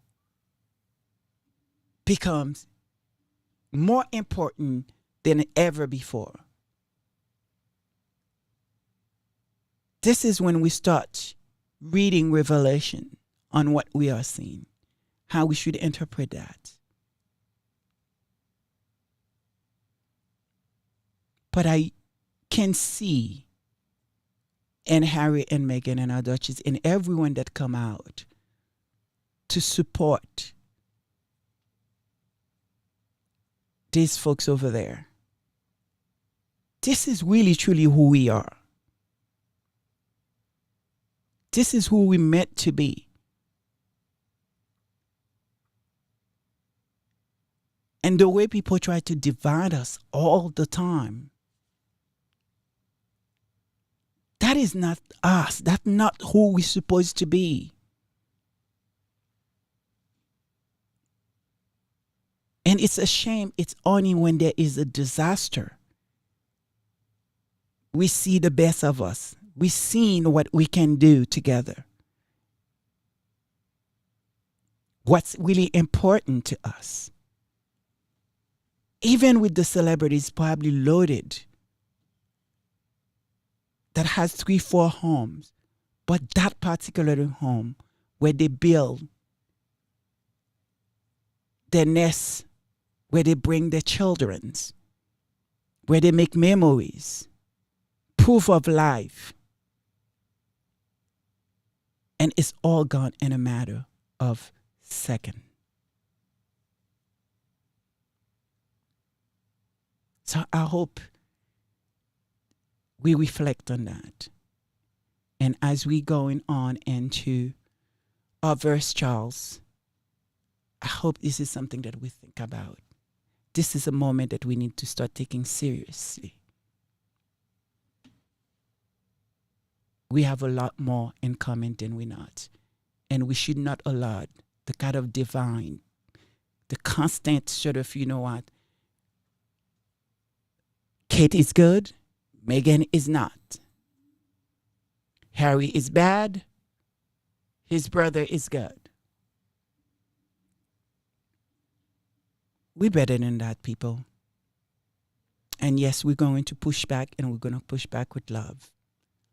Let's go, Charles. Okay, so we chose for today's verse Philippians chapter 4, verses 11 through 13. And it's to help people understand what they can do and help put some things in perspective. So here it goes. I am not saying this because I am in need, for I have learned to be content whatever the circumstances. I know what it is to be in need, and I know what it is to have plenty. I have learned the secret of being content in any and every situation, whether well-fed or hungry, whether living in plenty or in want. I can do all things through him who gives me strength. Amen. Josh. We pray simultaneously with gratitude as we have started off this year, to be alive, to be together, to have communities, to be able to share, to eat, to live together, to love, to have even just another day. But we also pray for your support and your healing and your grace for all of those who are affected by the fires in particular, but across many of those types of challenges that many across the world are facing today and will continue to face as we go throughout this year. Many of us have family, have friends that live out there that are affected. Please bring comfort, bring peace. Help those like the Duke and the Duchess, our Prince and Princess, who are showing the way of how do you actually help? How do you open up your doors? How do you be there on the front lines? Protect them. Protect Mama Doria, the kids, their security. And of course, as always, be with the whole Sussex squad as they continue to not only lift them up, but to do likewise that good work throughout the country, throughout the world. Amen. And again, I think I've seen everything that I wanted you to say. But again, I will continue in just holding everybody who really right now is suffering and try to figure out where their next meal's going to be. When all the cameras turn off, when all the support's gone away, and what are they going to do? And so I just want us again to pause and really see what is really important. And how sometimes we do need to de-escape. We need shows like Harry and Meghan we need that for our own mental health. We need to see the possibilities. We need to dream bigger. We need to be inspired. And we can't do that if we constantly at a pace of stress and depressed and sort of almost holding back. It's incredible what just a simple show or a conversation or talking with somebody, what could come out of it.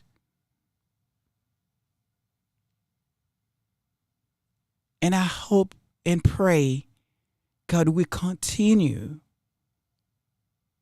putting and protecting Harry and Meghan and put them in a light that where they can continue inspire in doing his job, his work, the great work, what's really at the end of the day very important work. And without people with that kind of love, with that kind of not being selfish, where would we be? Where would all these people be at this moment if people didn't show up and said, I'm going to help? Whether it's with my money, whether it's clothes, whether it's donating, whatever it is that people are now doing. You see really right now what's truly, really important. And this is the kind of people we are because we see it around the world over and over again. Each time there is a disaster, we come together and we help.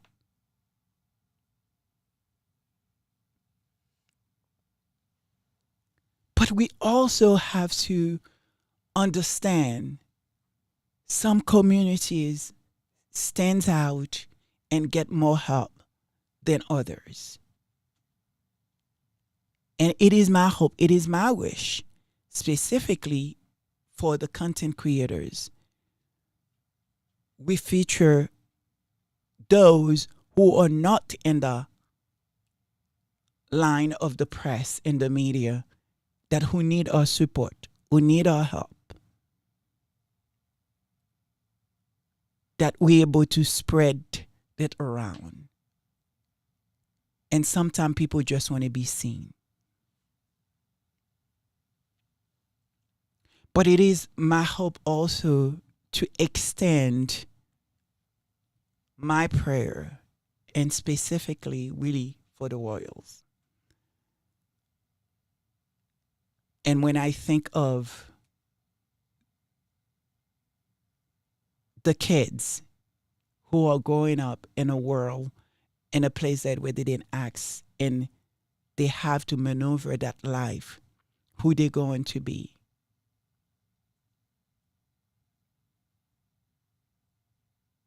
And I think about them. And I think it's important we think about them as well. And we pray for them.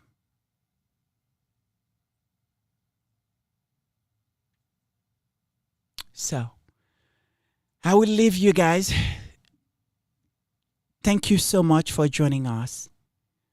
Remember to taking care of your mental health. As you guys can see what is happening around the world and what is happening in our backyard right now,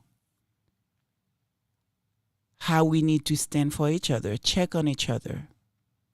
And I know last week, and I will say, don't hesitate to call your neighbor if you know your number, if you're friendly with your neighbors.